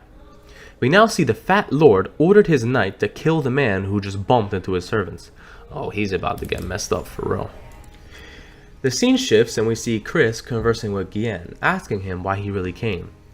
Guillen says that Chris has gotten a lot bolder lately and asks him about the 100 soldiers that came with equipment and weapons. Did you really think that Wee Hain would turn a blind eye? Chris counters, saying that he never really asked them to do it, and that's a bit harsh. But Guillen just laughs, saying how he's kidding. Consider the soldiers a gift. Wee Hain is too busy with adult entertainment to even care. The reason Guillen came here is that daybed is just too boring for him. Chris thinks to himself that if possible, he wants Guillen to join him, but that might be a little challenging at the moment. Guillen asks Chris if his skill has gotten a little bit better. A little, I guess, Chris responds. Guillen lets out a menacing aura, telling Chris that he's been itching for a fight. Shall they spar? Chris accepts, but soon a soldier bursts into the room, informing Chris of what happened outside. Chris rushes to the scene, and back in the town, the fat lord wonders what everybody is staring at. Ellis curses herself for being too late because the man is already dead. She asks the lord why he had him killed, but this fat ass just smiles, saying how he asked his knight to do it, and then immediately after starts trying to hit on Ellis. She is enraged at this arrogance, and the man asks her to sleep with him. She asks again why the man just killed one of their villagers, and the fat lord says he's tired of this. That guy just broke his servant's arm and didn't apologize. Even though he did, but the fat lord says that that's good enough reason to end his life. Ellis's frustration is now visible and tells the fatty that he needs to come with her for an investigation. The guy readies his knight and tells Ellis that if she can best him, then maybe he will consider it. Ellis tells everyone to step back and thinks what the right move in this situation is. What would Chris do? We get a flashback to Ellis being trained by her father. He tells her that her sword is powerful enough and it's time to move on to the next step. But keep in mind, Ellis, that you will now have responsibility. Being a knight isn't easy. How you swing your sword will impact the people around you. And sometimes you will be put in difficult situations. If you cannot make a decision fast enough, know this. If it's hard to judge, just follow your beliefs. Ellis taunts the knight to come at her, and then the knight obliges by rushing in. Ellis readies her rapier, but doesn't want to underestimate a knight who protects an aristocrat. But Ellis quickly ducks down and dodges, sending a quick jab of her rapier at the man, cutting his eye. He can't even see her sword, he thinks. Ellis smiles. What's the matter? You seem a little slow. The man jumps in again for another attack and winds back his sword, but Ellis seems to be done with this amateur and dashes past him, leaving him in a barrage of her sword cuts, with blood gushing from all over his body. The fat lord is enraged that his knight has just died, but Ellis tells the arrogant brat that that guy died the moment he accepted the duel. The fatty keeps rambling on that he won't forget this, and how dare a mere peasant girl talk back to him. But now, Chris arrives and tells Ellis she did a good job. Chris is accompanied by Lind and Guillen and notices that the other barons haven't left yet. They seem to be keeping a keen eye on Chris. The fat lord is actually thankful that Chris arrived and tells him that Ellis has just killed his knight. Ellis breaks down the whole situation and Chris walks to the dead villager, mourning his passing. This person shouldn't have died today. He apologizes to him because this is due to Chris's short-sightedness. Chris calls out to Jord Vangtest. If a knight died in a fair duel, then there is no compensation, but Chris has yet to receive payment for the loss of one of his people. The fat lord is shocked at hearing this. What are you talking about? Chris says that since he killed somebody, he's gonna have to pay the price, and throws a sword and formally challenges the fat lord. This is for an innocent person's death. He will not accept no for an answer. This shocks all of the onlookers, and Gian smiles. The fat lord fumbles his words, and his knight, who would have fought for him, is dead. He can't possibly pick up a sword. Chris, letting out the full extent of his anger, yells for the fatty to shut up. This is Proudmond. They respect their citizens here. How dare you come in here and harm anyone? Hold your weapon, Yorde. Show that you're an aristocrat. The man is under stress and asks anyone around him if they can fight for him. He will reward them, please. But no one seems to answer. Chris holds his sword next to him, telling him to fight or else. The Lord pleads with Chris. He's never held a sword before in his life. Please spare me. He's sorry. But Chris, with a murderous look in his eyes, tells the Lord again to pick up the sword. But the fat lord just yells, "Is this all because I killed that meager peasant? Why are you doing this to me?" Wrong words, fatty. Chris gives the man a haircut and tells his floating head that this is the price for playing with his people's lives. Baron Saknad has a nervous sweat. He can't believe that Chris just killed him. Though it was justified, he is a noble after all. He thinks to himself that Chris has made a terrible mistake, and he won't let this go. Lin tells Chris that their main goal should be to reconcile with the Lord and send the body back carefully, but Chris doesn't want to hear any of it. Lind continues that a conflict right now wouldn't be good. They don't even have a castle wall to defend themselves, but Chris suits up and asks the boy who said anything about defending. Lind thinks it's impossible to strike first when they aren't even in the situation to protect their own castle. But Chris responds saying that 5 of them will be enough. Tonight they will go, and the strategy they will use should be in Lind's book of military tactics. An ambush using a small number of elites.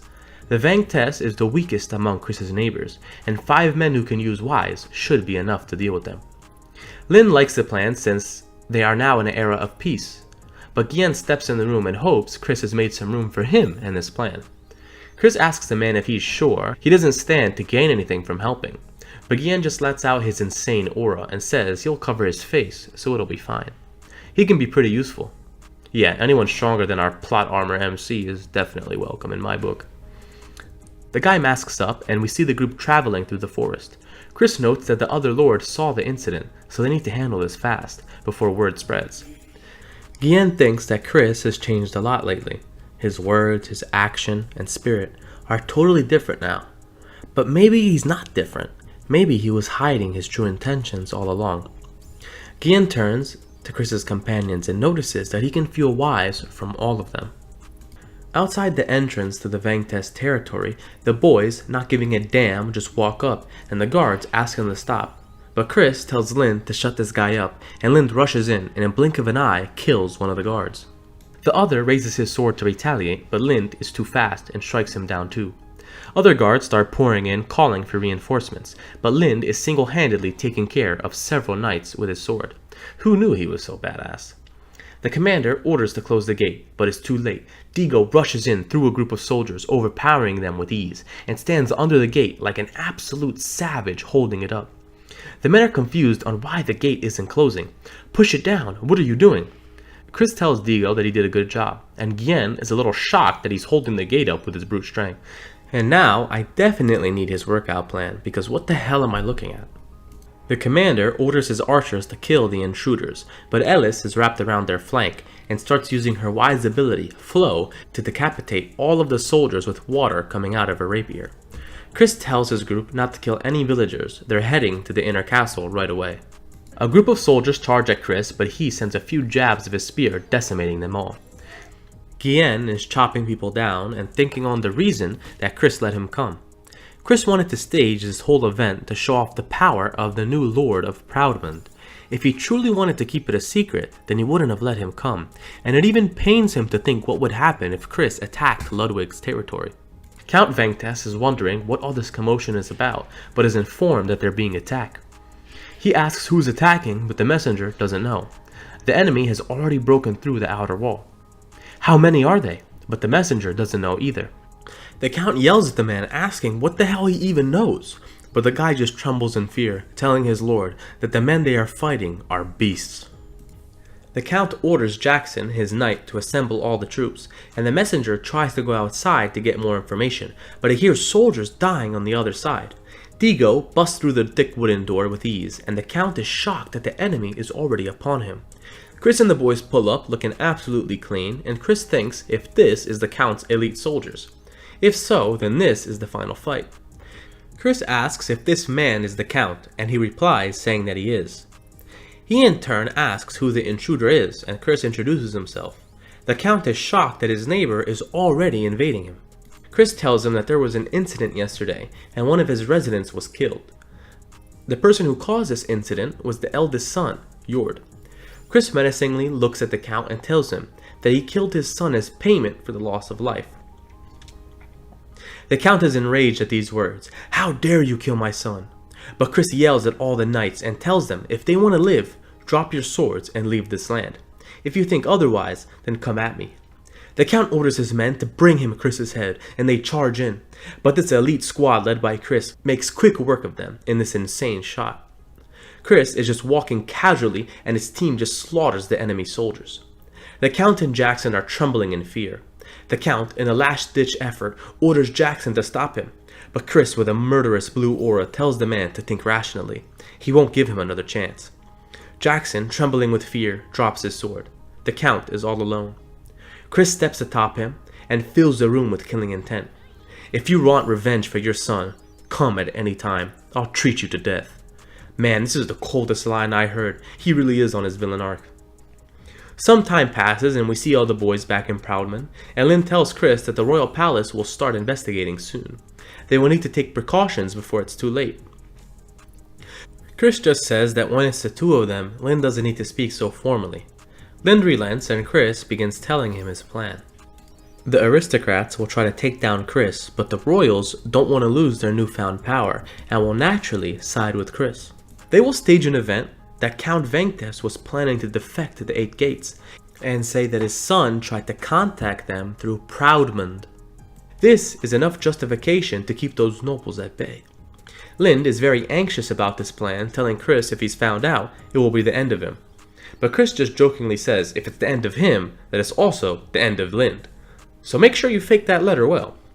Lind curses Chris as the devil and begins to write. He asks Chris how he plans to hide the fake evidence, but Chris has the perfect woman for the job.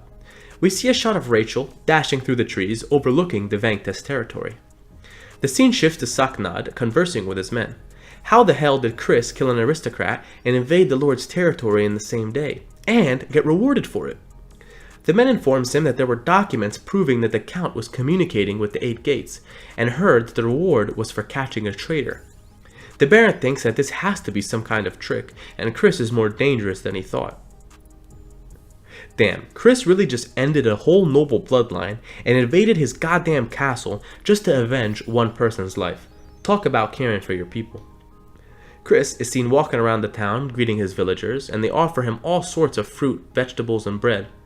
Chris thinks that if there's no villagers, there is no feudal lord. These people are the backbone of his territory. Just because they're weak doesn't mean they need to die. Something like that should never happen again. Chris needs to focus on strengthening the security of the village. He needs more troops. Chris approaches Murdoch and notes the dirt on his hands. He seems to be a herbalist after all. Murdoch smiles and is happy with his new role, but Chris asks the man if he plans on digging herbs for the rest of his life, which leaves him confused. Chris tells Murdoch and his boys to become rangers and protect his territory. He won't force him, so he can remain a herbalist if he likes, but the men bow and gracefully accept their new responsibility. Chris tells Royce to take them to the training ground. He's already informed Taikio. Yavarin approaches, telling Chris that she spread the reward out to the people in the form of food and necessities, and Chris thanks her for her hard work, and tells the girl to rest for now. He notes that her English is getting better, and she's learning every day to better her training skills.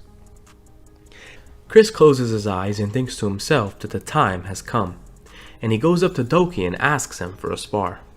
Doki follows him into the forest, but Chris tells him that this isn't training, and he asks the man why he's been following him all of this time. Doki says no reason. No reason, eh? Then why did you come to the central continent? Doki is confused on the question, and Chris elaborates. You were the southerner, Doki. Why are you hiding your identity? Yavarin is from a similar place, and told Chris that she could tell that Doki is also from the south. What is your real name? Who are you? Doki is sweating nervously at this question. This is the most he's had to think in like the last 60 chapters. Doki just stands there and says, "I am Doki." Chris knew that this would happen, so getting this out of him will be quite difficult. Chris says that he heard long ago that there's a special difference separating people from the central and southern continents. The central people worship a god, while southern people worship humans. To be exact, they worship the strong who win duels. Doki, I challenge you to a duel. If you win, I will never ask you about your past again. But if I win, you have to answer my questions. Doki readies his axes and agrees, and the two friends lock eyes. Doki dashes towards Chris with a swing of his axe. The two exchange tens of blows in a matter of seconds. Chris sends an upward slash, but Doki drops down and hits Chris with a heavy blow. Chris blocks and tells Doki to trust him, while they disengage. Chris winds back his spear and sends a powerful attack that Doki blocks with both of his axes. "I will help you, Doki. Tell me your real name." Doki is struggling emotionally, and we see a flashback on our silent brute. We see a young Doki watching his village burn. The roaring elephant tribe is invading, one of the boys yells, asking everyone to run away. A young Doki asks Zelid if he has seen Yen. Zelid says he'll look for her and just run away, as an enemy barbarian prepares his axe down on Zelid. Zelid tells Doki to hurry and stabs the man through the chest, but Doki doesn't listen and runs into the flames, wanting to save his mother Yen. A hulking barbarian stands in his way, saying that the kid is quite unlucky. The weak always die. Just accept your fate, as he prepares to plunge his spear into the young kid. But out of nowhere, Yen appears, killing the man. She tells Doki that they need to run, but the young boy says tribe warriors never show their backs. But Zen tells her son that he's just a kid, not a warrior. More barbarians approach the two, but Zen and Doki's father appear, cutting the men down. The roaring elephant tribe has changed, and if the chief knew they would be like this, he would have done something sooner. But Zen begs Doki to run away. He wants to stay alongside his family and fight. But his father, the chief, commands him to leave quickly, and tells the boy to sharpen his axe and come back with vengeance.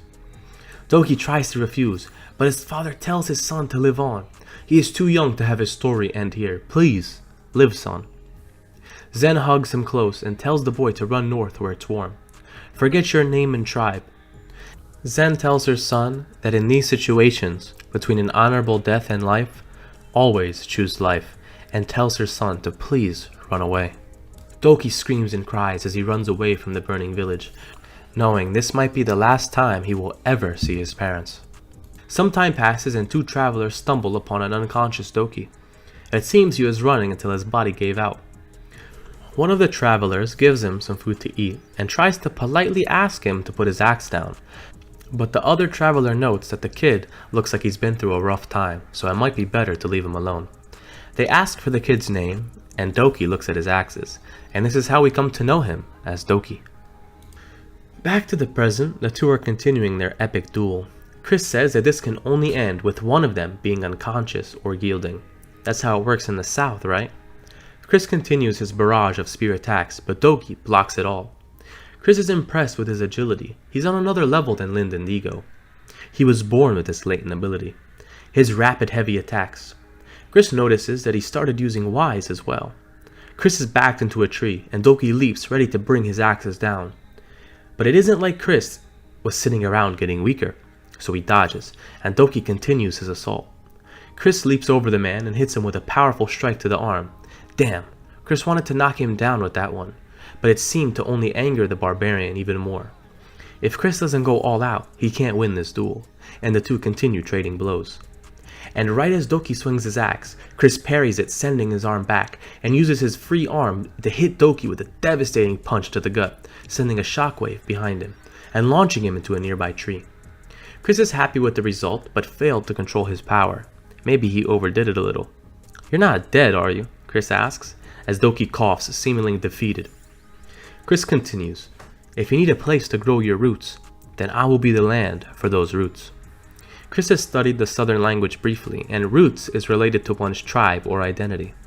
Doki looks up at Chris and asks him why he wants to know his name. Chris smiles. "I told you already. I want to help you." Doki says he now serves his tribe chief Chris, and he bows, He says he was born in the south, but lost his roots and abandoned his name. Doki tells his real name, Yenrid, the last wingless hawk and only breathing hawk left. Chris gets close to Yenrid and puts a hand on his shoulder. You're not alone anymore. A little disclaimer in this webtoon I'm going to be reading. Doki's name shifts from Doki and Doko and now Yenrid, but I'm just going to keep calling him Doki for the rest of the story, just to be like, similar with what I've been doing so far. If you want me to change it, just let me know. Back at the camp, Chris sets out to help Doki on his mission to avenge his family. Linda's worried since Chris is only going with 3 people, and Chris tells him that Pumpkin's coming too, so technically it's 4, so they should be alright. Lynn tells Chris that he's not a normal foot soldier anymore. He's a baron now, he can't be doing these type of things. Chris says this is exactly the reason he must go, and tells Lynn not to worry. If something goes wrong, he'll figure it out, just like he always does. He can't just move his whole army for this. Agatha tells the baron to take care, and their first stop is the Viscount Dutch.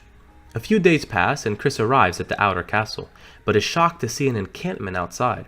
It seems Southerners invaded the Viscount's territory, and the numbers are beyond what Chris expected.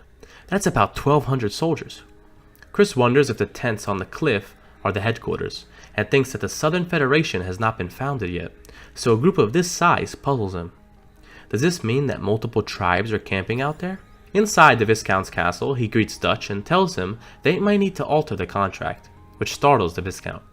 There's over 1,000 men outside those walls, but Dutch argued that they never discussed about the enemy numbers. But Yavarin counters saying their contract technically is verbal, so they still have a right to change it. Chris asks bluntly if the Viscount can handle this problem without him, which puts him in a tough situation. Yavarin says that they will need 3 platinum coins for dealing with the southern troops and goblins. Dutch is shocked at the price, but has no other choice and agrees. He signs the contract and Chris is free to start his mission. The Viscount asks how many men he has prepared, but Chris shocks him saying only 3. Dutch thinks this boy must be playing with him. How can a knight apprentice take on a group of 1,200 with only 3 people? And I mean, there was that time he took on 2,000 with 4, so the math is working out here. The Viscount faints, thinking that he's doomed, and Chris turns and lets us smile. Trust me, Viscount, I won't let you die. The group leaves the castle and Yavarin asks Chris if he seriously wants to fight the southern army with 3 of them. Of course not. Doki will handle it. This puts an even more stressed look on the poor girl, thinking her lord is a moron. Chris watches atop the castle wall as Doki walks to confront the army, and with the Viscount next to him, wondering why he's provoking the enemy like this. Chris asks the man how well he knows southern traditions. Dutch replies that he's traded with them hundreds of times, and he knows they should not be provoked. Chris smiles and thinks to himself it seems this man doesn't know them that well, but tells the Viscount not to worry. His knight will write a new chapter in history in this place. Doki just strolls up to the enemy camp, and 2 men question who this guy is, just walking up here like that, and they ask for his business, and they notice that he's also a southerner. Doki just tells them bluntly to go home. Doki, like an absolute Chad, just stands in front of the entire enemy army. The bald guy asks him if he's a southerner and wants to know the terms of the negotiation, but Doki just savagely says that there is no terms. Leave right now. The man goes and talks to his superior with a scar over his eye, and the man relays his orders. The bald man says that they won't leave. In fact, they want to live here, and tell Doki to get out of his eyesight. The still emotionless Doki says, "Nah, make me," and the man yells at Doki to die and charges at him. But Doki just one-shots him, and tells all the men to come at him at once. He will take care of them all. Another one of the men tells leader Kang that this guy is insulting them, but Kang just stares at Doki, asking what root he is from. Doki says he doesn't talk to weaklings.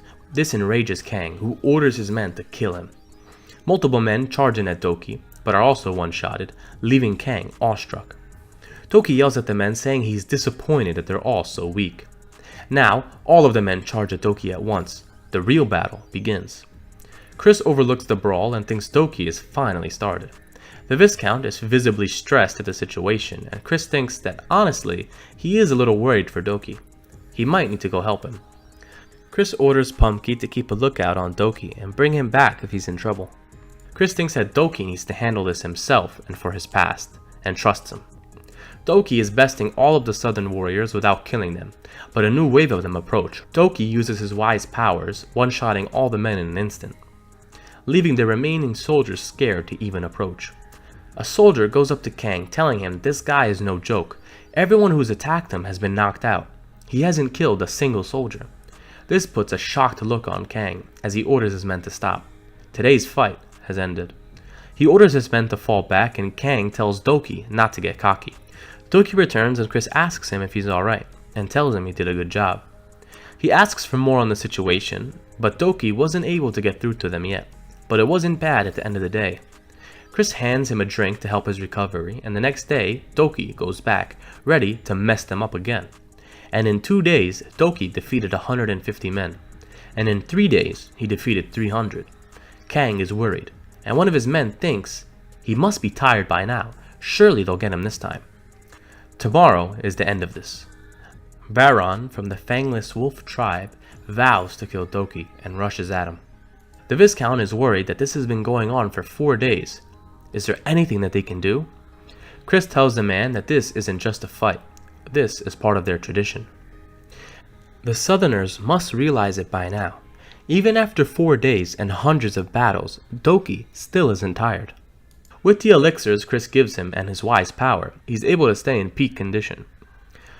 To the Southern soldiers, Doki looks like some kind of miracle. Doki finishes off Baron, and another man, Vorte, asks him to fight, which the next panel shows he was easily defeated. These men have never seen such a display of power in their lives. One of the men looks towards Doki in awe, the unwavering one who walks the earth. Now, Kang approaches Doki. None of these men have ever witnessed a miracle like this. Kang bows towards the unwavering one, and all the soldiers follow suit. In these last 5 days, Doki has become a legend. Kang asks for the name of this legend, and Doki responds, Yenrid the Wingless Hawk. Hearing the clan Wingless Hawk brings shock to the faces of the Southerners. Chris looks on to see the men bowing at Doki, in awe of his dear friend, but Pumpkin senses something in the mists and growls behind Chris. Chris asks what Pumpkin is seeing, and then, all of a sudden, a scout appears, informing Chris that the Southern Army's reinforcements have begun to move, and there is at least 1,000 of them headed this way. Chris needs to get a closer look. He puts wise energy into his eyes and sees the Southern men charging in on their position. Chris recognizes this event as a Southern uprising, where the tribes fought amongst themselves, and the winner conquered the lands. Chris orders Yavarin to stay here, and the Viscount tries to offer Chris his troops, but Chris declines, saying that the Southerners are not after the castle. The Viscount wonders what Chris will be able to do by himself, but he seems pretty confident. Down back at the grounds, Doki gets the news that the enemy is coming, and in fact, it's the same tribe that attacked his village and killed his family. It's time for payback. Chris approaches on the back of Pumpkin, and the Southern army gets defensive, but are shocked to learn that Chris is Doki's chieftain. Chris tells Doki that it's time to deal with his past, which he agrees. He raises his axe and orders the men who now look up to him to charge into battle alongside him. Doki crouches down and activates his wise, and in a blink of an eye, dashes into the front lines of the enemy. The commander sees a flash of blue light before his head is chopped off. Doki dives into the enemy lines, making quick work of them. Tens of men try to stop him from moving, but they cannot quell his rage. With a swing of his axe, he separates 20 men's torsos from their legs. The men try to surround him, but he leaps into the air and smashes down with his axes, creating an explosion in the center of the Southern army. Doki's newfound comrades see this spectacle and scream, ready to charge in to help their new leader. The battle commences between the two sides, and casualties are felt. Chris enters the battle as well, saving Kang from an impending death. Doki is still enraged, killing one after another, and Chris is assisting with spear in hand. The enemy is losing troops fast and orders what's left of their army to retreat. Doki has done it. They repelled the enemy. All the Southerners begin to scream at their victory, and even lift Chris's hands in the air to join in on the fun. Doki stands victorious with one axe in the air. Now we shift to nighttime and the celebration commences. Everyone has a full cup of alcohol, and the Viscount is in awe of how Chris used only one man to completely flip an entire army to their side. It's nothing like he has ever seen. Chris did tell him he had nothing to worry about. He continues that the Viscount was once a merchant, so he should be open to negotiations, and Chris likes competent leaders. The Viscount is still in awe of Chris and thinks to himself that nothing can stop this boy from reaching the top. Chris tells Doki that he did a fine job, and some of the Southerners comment on Chris's hair and even challenge him to a fight, but Doki warns them not to. Not even he could best Chris in a fight. This revelation shocks the Southerners, who think Doki is a god. Kang approaches Chris and has a request. The elephant tribe has rounded up some of their tribesmen, and he wants Chris to fight with him to get them back, and also informs Chris and Doki that they have a guide who is also a wingless hawk. We fast forward to 2 days later, and Chris is leading the way. The soldiers are still questioning how Chris managed to become Doki's chieftain, still doubting his strength. But don't worry guys, you're gonna find out soon enough. Chris, Kang, and Doki overlook the elephant tribe camp from atop a high ridge, and Chris is a little worried seeing how many people are actually captured. It's much more than he was led to believe, but before they can think any further, a scout informs them that the elephant tribe is near. Kang orders his troops to prepare for battle, but Chris calms him down. He tells him not to charge in recklessly. They must defend before attacking. Kang doesn't understand this way of fighting, but Chris tells him that he's going to need to learn. He reminds Kang that they're not here to fight, but to save his people. Doki puts his hand on Kang's shoulder, and he understands. Kang's men try to hold the defensive line as the elephant tribe rushes in to attack, but that defense doesn't last forever as the men start charging in to meet the enemy. Chris notices that even Doki can't keep up his stamina for this long, and even though he has wise, he's been fighting for days on end. He orders Doki to save his energy, and charges in himself. He lands right in front of the enemy army, and uses one man's face as a stepping stone. Man, Chris loves that move. And in midair, he unleashes a barrage of stabs that decimates the foes underneath. As soon as he lands, he is surrounded, but a twist of his spear, he cleaves down countless soldiers around him. Chris wants to draw the attention of everyone around him, and he continues to slaughter the enemy, as Doki and Kang join the fight. Chris stands alone in the center of hundreds of dead men. Kang's men think they won, but another wave of elephant tribe approaches. Chris orders everyone not to cross the line that he is standing on, and orders Doki to enforce that order. Chris brings his spear close to his face, and we flash back to his training with Taikyo. Before we get to see the result of that training, his wise comprehension levels up to 30, and right as the endless wave of soldiers descends on Chris, he unleashes a killer attack, dashing through the entire army, sending hundreds of men in the air. Kang and Doki are both left stunned, and so am I. What the hell just happened? The men realize that they won and start cheering on Chris. All the prisoners are released and join back with their families. Chris is happy with his work, but sees Doki reunite with someone that he thinks is his sibling. They embrace and we're introduced to Jared. Jared stares at Chris, asking if he's the leader here. Doki introduces Chris as his chieftain, but Jared has a menacing stare. They begin drawing some maps on the dirt, analyzing the situation. But Chris notices that they have more than 5,000 troops, so they should try to avoid a direct battle. Chris asks Jared if he understands if they fight the enemy, most likely everyone will die.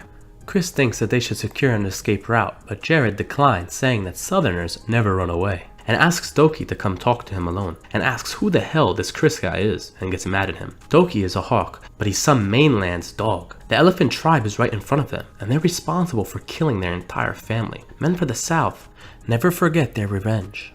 Jared is seemingly overwhelmed with emotion, but asks Doki if he trusts Chris, and tells him that he's changed, and walks off. Chris orders the men to take the tribesmen to a safe place. The enemy will soon be upon them. Chris kneels in front of a boy who claims to know the mountains well. He says he does, and his name is Ern. Chris tells the soldiers that himself and Doki will be at the front lines, and orders everyone else to take the rear. Some time passes and we see the group traveling in the forest, and Ern asks Chris why he's doing so much to help Southerners. Chris responds saying that he never discriminates and only looks for one thing from anyone, whether or not they are on his side. Doki tells the boy that Chris is only interested in the good of the people. But something interrupts the group, as Chris and Pumpkin notice something approaching. The enemy is here. Chris orders the men to stay back and only elite soldiers will fight. Don't break the formation. Chris and Doki begin slaughtering the enemy, and even Pumpkin gets in on the action, taking a man's arm off, and then lets out a huge fire breath, taking out many soldiers at once. The enemies start running, and this confused Chris because they're retreating so easily. Something isn't right. Some forces are at the rear, and Jared looks to chase, despite Kang's order not to break the formation. But Jared doesn't want to let any of them escape. But this was a trap. He is ambushed and his weapon is flung to the side, and the wound on his leg opens up, making him unable to grab his axe. The situation is dire and the man closes his eyes, ready to accept that this place is his grave. But Doki comes flying in. He won't let any more members of his family die. He lets out a flurry of slashes and decapitates all the surrounding soldiers. He tells Jared not to give up. Live on. Doki wants them to survive. together. All of a sudden, the enemy soldiers disperse, leaving Chris confused on why they ran away. They numbered less than 100 men. Chris is concerned on the tactics that the enemy is using. The leaders of the Southern Army is the chief of the Elephant Tribe, who has gathered all of the scattered Southerners, and he seems to be quite the leader. And he has a reason to send his soldiers like this. And all of a sudden, Chris has an epiphany. He mounts Pumpkin to do some reconnaissance. He assumes that attacking with this little amount of soldiers must be a distraction. If Chris is right, there must be another group nearby. Chris puts Wise into his eyes and spots the enemy from a distance. He sees a massive force of men headed towards the castle. If they breach that,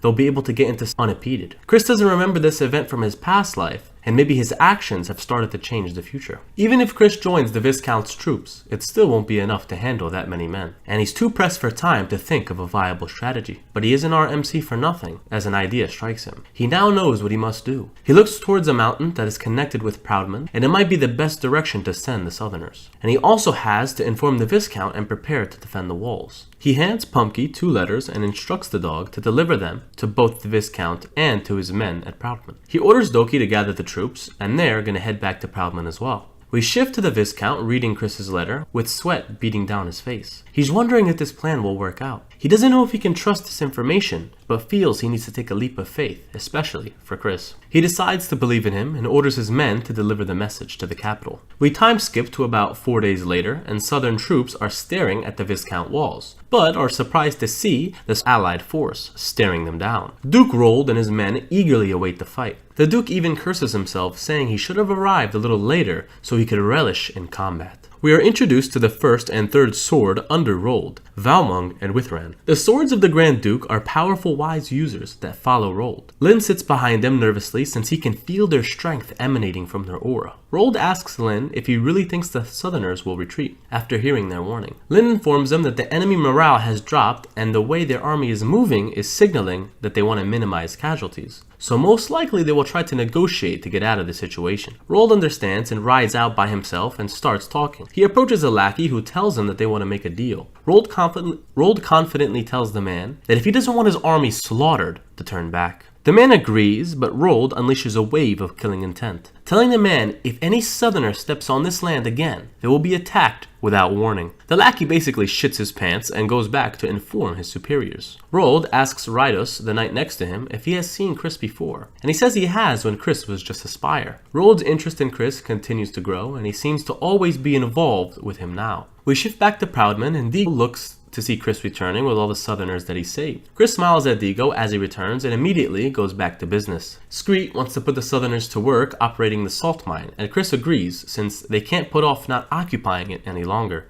Chris puts this conversation on hold and he has something else to handle as Doki and Jared enter the room. Chris asks Jared if he likes Proudman so far, but if he wants to go back to the south, he will prepare all the materials that him and his men need to return, and they won't have to pay it back. But if they choose to leave, Chris can't guarantee their safety. Jared has a different idea. They're not strong enough to go back to the south, so they'll live here until they are, but pay a price to do so. It isn't exactly what Chris wanted, but it's going to be good enough for now. But Chris questions the wound on Jared's leg, but Jared says that the healers haven't had any luck. Chris thinks that fixing it is easy, but Jared protests that his leg is not the important thing now. Chris tells Jared the price of living here is that his people will be citizens of Proudman, and as such, they will need to follow his rules. Jared agrees and Doki smiles to himself. Chris lets the Southerners that are now his citizens deal with the Viscount's goblin problem, and over the next coming days, Proudman has become a place where Southerners and Central people can coexist, and has become the second most powerful territory, with Ludwig being the first. Damn, Chris ain't fucking around. Is enraged after hearing Chris allowed Southerners into his land, thinking the boy must be crazy. His knight tries to actually explain the full situation, but the Baron just thinks everything out of Chris's mouth is a lie. He is now worried, since now his territory is growing so rapidly. His knight investigated deeper and found out about Chris's salt mine, and this further enrages the Baron. He curses Chris. Who would have known that dead land would have had a rock salt mine? He tries to calm down and see what he can do in the situation. He knows he must build a friendship with Chris to take advantage of the benefits. However, it enrages him to the core that a mere commoner is having his way. He yells at Jerome, saying salt is an exclusive product of the royal family, and orders him to report this offense, but asks him to do another thing, send a letter to the Duke. We shift back to the barracks in Proudman, and men are seen training. Streak sits with Lind, worried since it seems that they messed up some calculations He curses himself that he'll have to spend another full night fixing his errors. Lind is also terrified because he can't ask Yavarin for help, and curses Chris for going on vacation when the rest of them are dying from being overworked. A man enters the room and tells Streak that a guest has arrived. Metix introduces himself and says he was employed by Chris himself. Streak is confused, but Metix is an accountant and will be handling the work here from now on. Streak is relieved that the weight is finally taken off of his shoulders, but Lind is more curious. He can't just believe this man out of nowhere. Metic says Chris saw this coming and says Lind's first name and also told him if Lind was suspicious to tell this story. He starts telling the story that seems to be an embarrassing one of Lind peeing his pants, which makes him stop Metic immediately, saying that he trusts him and thinks Chris is one crazy bastard. Another boy is at the door looking for Lind as well, and Lind greets him. He says that the Baron sent him to deliver this message and shows him the stamp that will be used as the design of his family crest. Lind is astonished,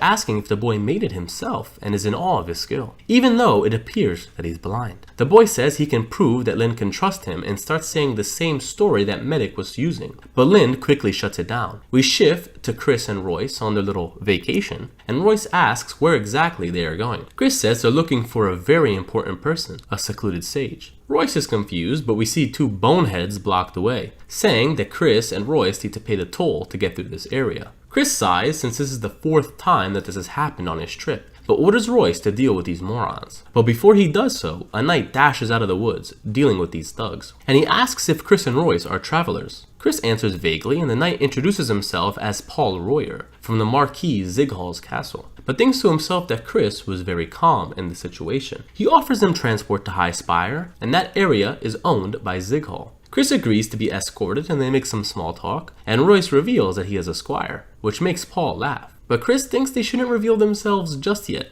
They arrive at the town and Chris overhears someone begging for mercy. A man is getting rocks thrown at him. Paul says due to the Lord's kindness, even freaks like him get into this land. And he also wants to join in on the torture for making their land look bad in front of a guest, and tells the hunchback blue-haired boy if he doesn't stop complaining, he will be executed. Paul continues to escalate the situation, even pulling out his sword to get rid of this trash, even while the boy's mother runs to defend her son. Paul is now enraged, but Chris asks him to stop, saying that that man is his friend. Paul tries to grab Chris, asking what he means, but his hand is grabbed by Royce, who has a murderous expression. Don't touch his boy, man. Might die. Chris kneels down and asks the boy's mother for a favor. He's invited inside, but unfortunately the family is poor and has nothing to serve. Chris gives the boy some herbs to quickly heal his skin, which he accepts. Chris orders Royce to bring the things that they bought from the market, and Chris prepares some food. The mother questions if Chris is a chef since the food is so good, but the hunchback boy notices that Chris specially prepared the food to eat since his mouth was injured. The crippled and Chris have the same thought. They feel each other being tested. Some time passes and the boys are outside staring at the moon, and the boy asks Chris why he's taking care of a freak like him, but Chris just jokingly asks him to guess. The man says that only nobles are able to restrain a knight the way Chris did, and his skills in cooking and botany are not seen in aristocrats, so he only has a single guess. A young man who has title and experience. Are you by chance Chris Proudman? Chris smiles and thinks that this guy truly is a sage from his past life. Chris says that he is correct, which takes the boy off guard. We finally get his name and he is introduced as Grappe. He asks Chris why he came here, but Chris tells him that it was solely to meet him. Grappe is confused on how he heard about him, but Chris makes up a lie saying that he heard a prophecy of a hunchback sage. When Chris saw him, it reminded him of an old friend who has lost his arm in a battlefield. In order to make up for that loss, he worked tirelessly and tried everything, all the while dreaming about a different life. Do you have that same dream, Grappe? Grappe agrees and Chris tells him his struggles. This whole time he tries to gain more influence. But lately, as he grows, more things happen unexpectedly, slowing him down. And because of this, he needs more capable people in order to achieve the life that he desires. This is why he is here. Chris says he isn't greedy and won't force Grappe to come,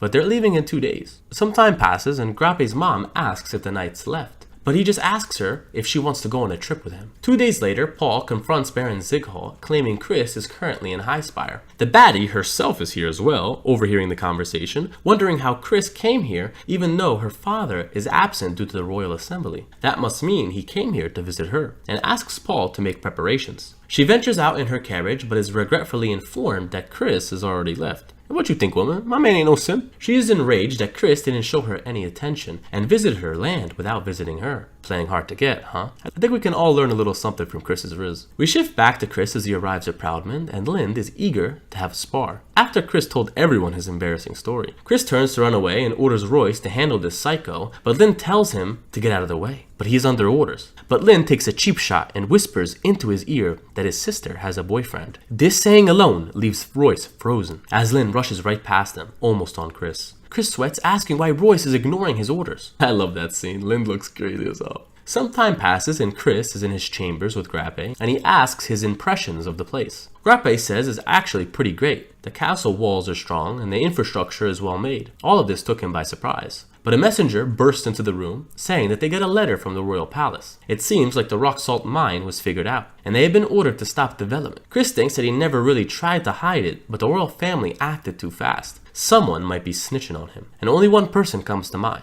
We shift to Baron's having a meeting with the Sarkado's noble union. They ask if he sent a message to the royal palace, which he replies saying that he did. But he cannot trust the royal palace. Chris will find a way to work around them, and if the royal family isn't enough, they will strike Proudman themselves. This shocks all the nobles in attendance, who ask if this man means to start a war. But he says if they win and control that salt mine, it could mean a huge payday. Another man interjects that Chris is a knight rank wiser, but Savna just points out Jerome, saying that they have nothing to worry about. Yeah, but you do know that it isn't just Chris, right? There's like 20 other of them. Okay, never mind. Just go die. I don't care. Another member of the union questions the motive they will have to go to war. But the Baron tells that man that Chris also created a reason, especially in the case of Count Bangtes. They just need to do the same. And most importantly, they are backed by the Grand Duke. Jerome asks his father what he plans to do. If the royal family sanctions appease the noble union, his plan to fight Chris might be ruined. But the Baron has had enough of Chris. He will do anything to get rid of this peasant trash. And if he leaves Chris alone, one day he will come after him. There is only one chance to get rid of him before he becomes too powerful. The Baron asks if the people that they requested are arriving, and Jerome confirms that they are, and the spies have already blended in with the citizens. Chris is now seen talking with Lind and GrapA on a most optimal way to pay taxes. Chris thinks on GrapA's point and agrees that it does make sense. It's impossible to completely avoid paying the capital, since the salt mine has been discovered, and he asks if the inspector from the capital has arrived, and knows it's time to make some preparations. Royce bursts in, telling Chris the investigators are already past the gate. Chris wonders if Elouan is leading the group, but Royce informs him that Decilio has come himself. Chris goes to greet him, and he says it's a pleasure.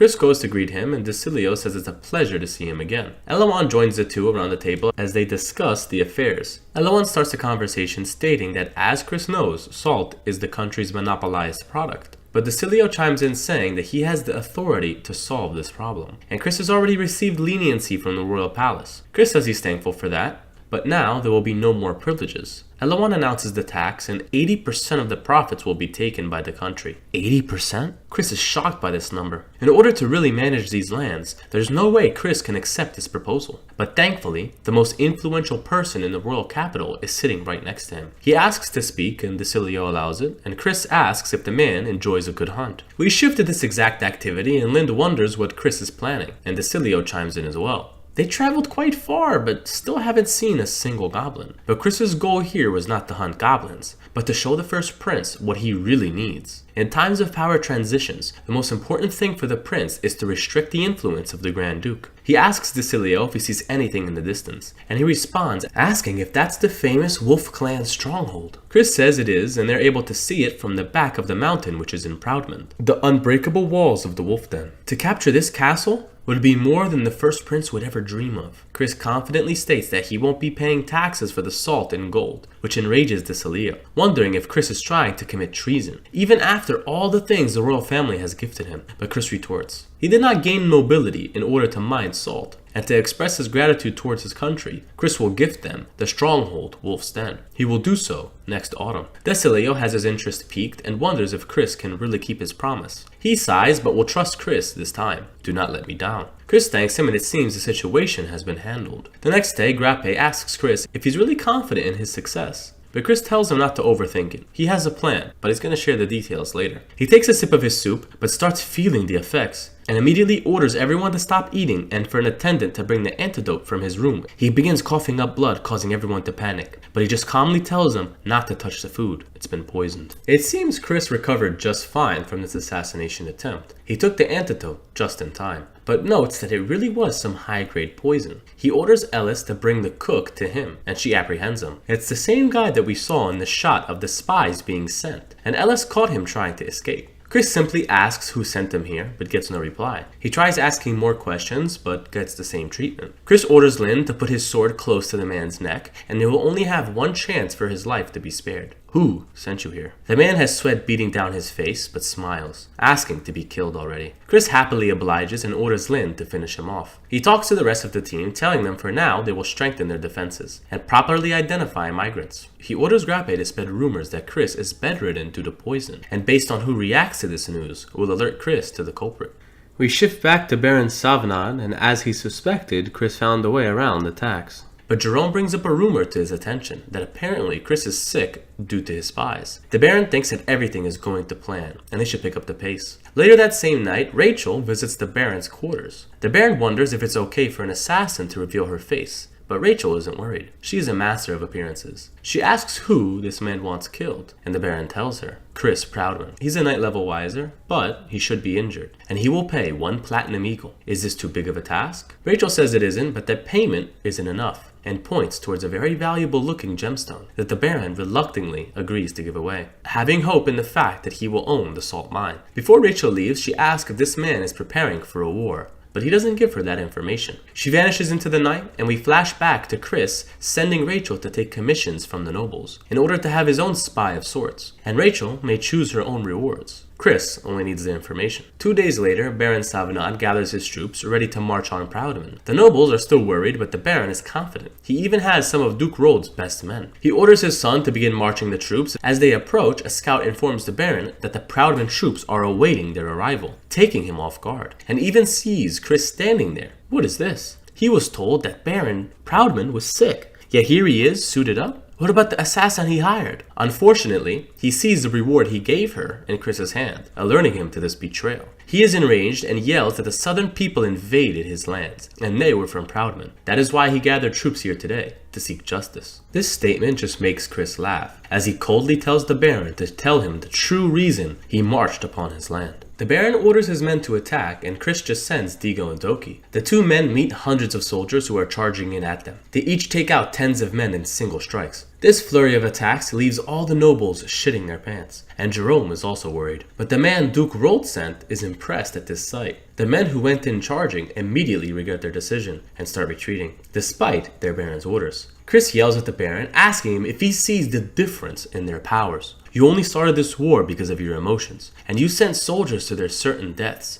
How can trash like you call yourself a Baron of Cercado? This proclamation sends shivers down the Baron's spine, but Duke Rold's man steps forward, even more impressed with Chris, happy that the rumors he heard about him are true. The Baron asks why he isn't helping him yet, but the man clears the air. He isn't the Baron's sword. He will only fight when he wants to. Running out of options, the Baron sends Jerome in, and likewise, Chris sends Ellis to handle this trash. Jerome is insulted that they sent a woman, but this just infuriates Ellis. She too is a wise knight, as aura envelops her figure. Jerome is taken aback. He never knew Chris had so many wise knights, but is sure that he has the edge in experience. The two exchange names and launch into battle. The first strike is parried, then Ellis unleashes a barrage, but Jerome is holding up well, even anticipating her strikes. He gets arrogant and mocks the Lady Knight, but Ellis thinks to herself that she is done warming up, and knows that Jerome is weaker than her. In an instant, she dashes past him, dodging his strike as she cuts him along the shoulder. Before he can even realize what happened, she dashes in again. Jerome is left speechless at this assault. Just how many battles has Ellis fought? But as she's charging up her finishing moves, she tells Jerome that he doesn't know how hard she has worked to get here, and the barrage of strikes leaves the man's arms completely useless. She points her rapier at his neck, and reality sets in for the Baron, realizing his son is about to die. Lynn and Chris laugh, and Ellis was just toying with him the entire time.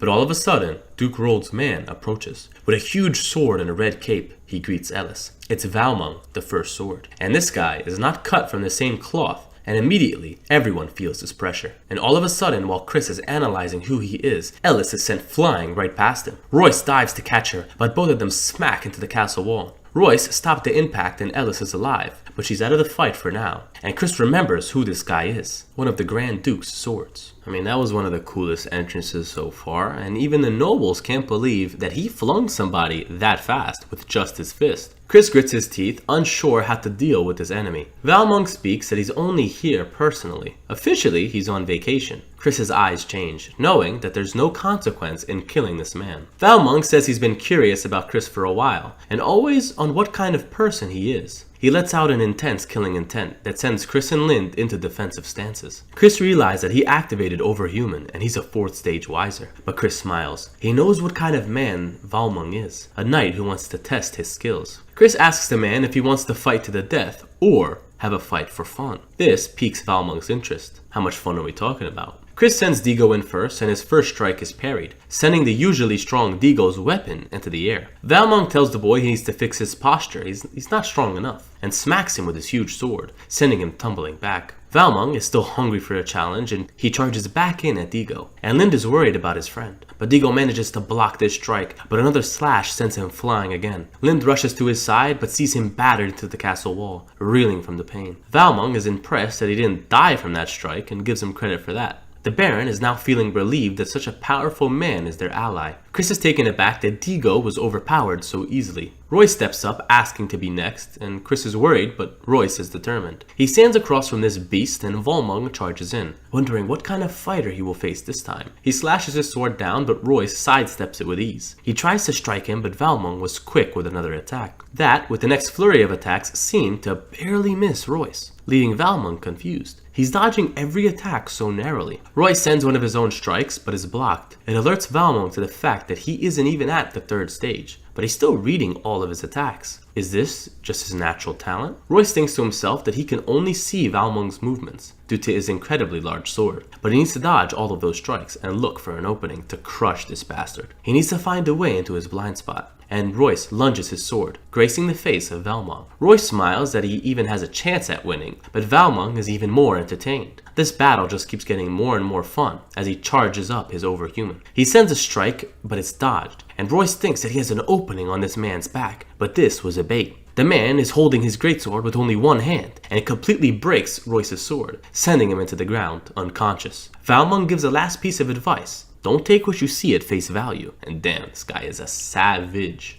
The Baron's confidence rises and Chris grits his teeth. Royce and Deagle were no match. Toki offers to go as well, but Chris orders him back. He has to be careful. They cannot lose anyone else. Chris walks forward ready to fight, and Valmont reminds Chris that if he loses, it's going to be a big problem. But Chris is going to end everything with this duel. Chris dashes in, and the two strikes send shockwaves into both armies. Valmont is surprised that Chris is using double, but Chris can feel the sheer strength that this man has. On top of wise, his natural strength is off the charts. Chris dashes in and sends a barrage of strikes, but they're all easily blocked. Dust blocks Chris's vision, and Valmont appears in his blind spot. But Chris manages to block this attack, but is sent flying back. Valmont charges in with another wide arcing slash that Chris ducks under, and readies his own spear to send an attack of his own, but it just goes through the man's long hair. Chris thinks to himself that this guy is just as fast as him, even comparing him to Guillen, but Chris just smiles. This is what he's been waiting for, a chance to fight a powerful foe. As the aura around him spikes, the two go back and forth in an intense clash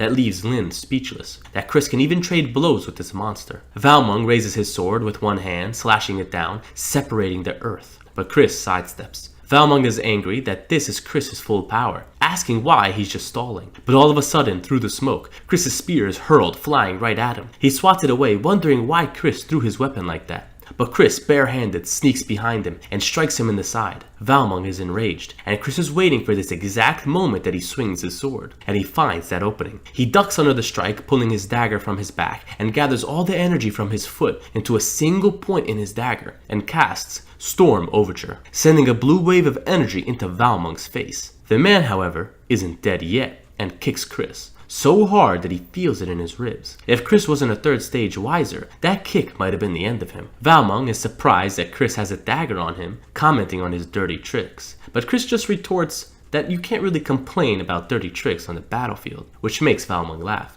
But almost just as quick, he gets serious, and he tells Chris to come serve under Roll. Chris says that he should already know the answer to that, but Valmont warns him that if he doesn't, he'll just be another broken sword. The Baron is confused on why Valmont is now walking away, but is coldly reminded that he does not work for him and will only fight when he wants to. This leaves the Baron in a dire situation, as he orders his troops to retreat, but finds out that he's already surrounded by Chris's men. Grappe wonders if it's okay to let all of the Baron's soldiers go free, but Chris tells him that they are all innocent, and if they have a brain, they won't try anything rash. It reminds him of the old days. One winter, Chris met a refugee passing by due to a war in the territory. He lost half his face and his home. When Chris asked him where he was going, the man didn't know. He said those words, but continued walking through the white field. Someone who drives their people towards such extremes cannot be a monarch. We shifted the boys around the table with Jerome and the Baron captured. Jerome wonders if they will survive, but his father just yells at him to shut it,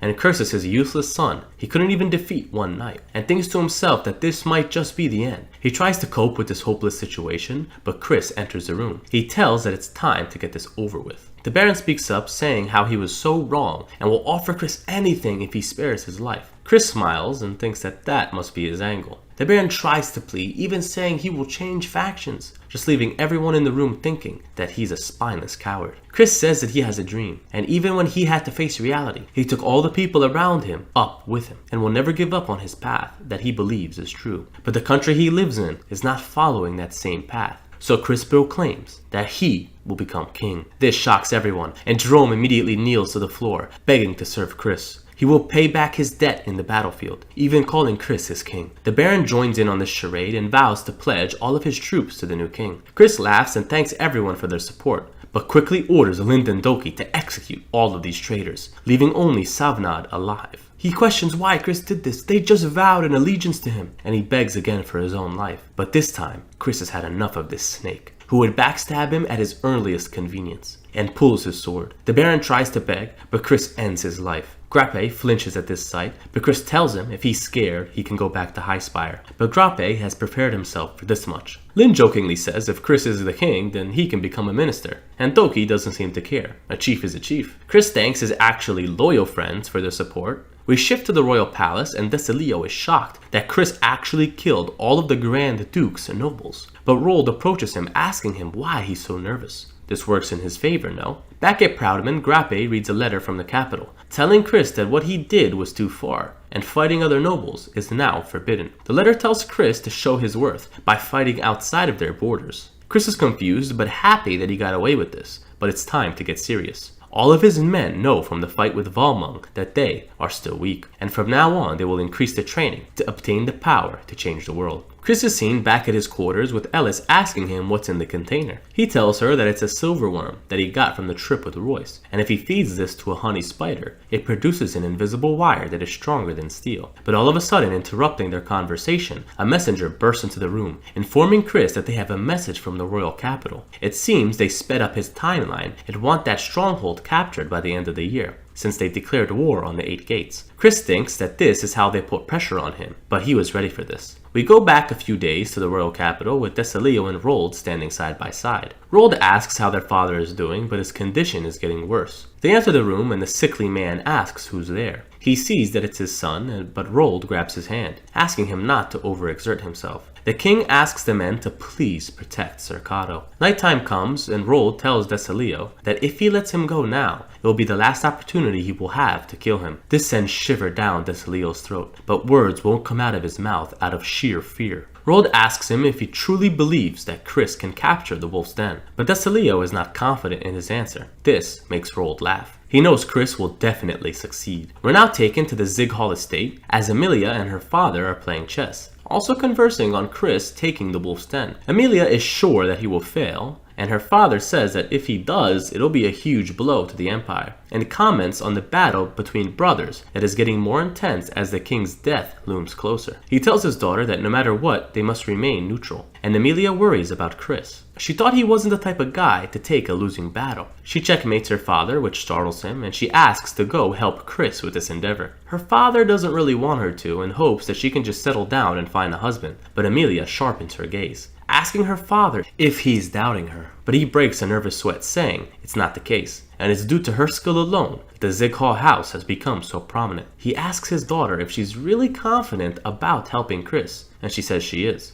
We shift back to Proudmond, and Doki and Ellis are seeing who can hold their breath underwater longest, which Ellis seems to be winning. Chris tells these idiots to knock it off and asks them to come. Grappe tells Chris that in order to take the castle, they will need 5,000 soldiers and a catapult. But Chris tells Grappe that they won't need any of that, and only the wisers will go, to be precise. Only wisers who can hold their breath underwater for longer than 10 minutes. Grappe is confused, but Chris tells him not to worry. They have a strong supporter, as he points to the sky. A few days later, Ellis is guarding the gates and sees a carriage approaching. She asks what this carriage is doing here, and Amelia introduces herself, saying she's here to help with the fight. Ellis says she will report it to her lord, and the other guards are completely simping over Amelia. As Ellis is walking back, she wonders if she should untie her hair as well.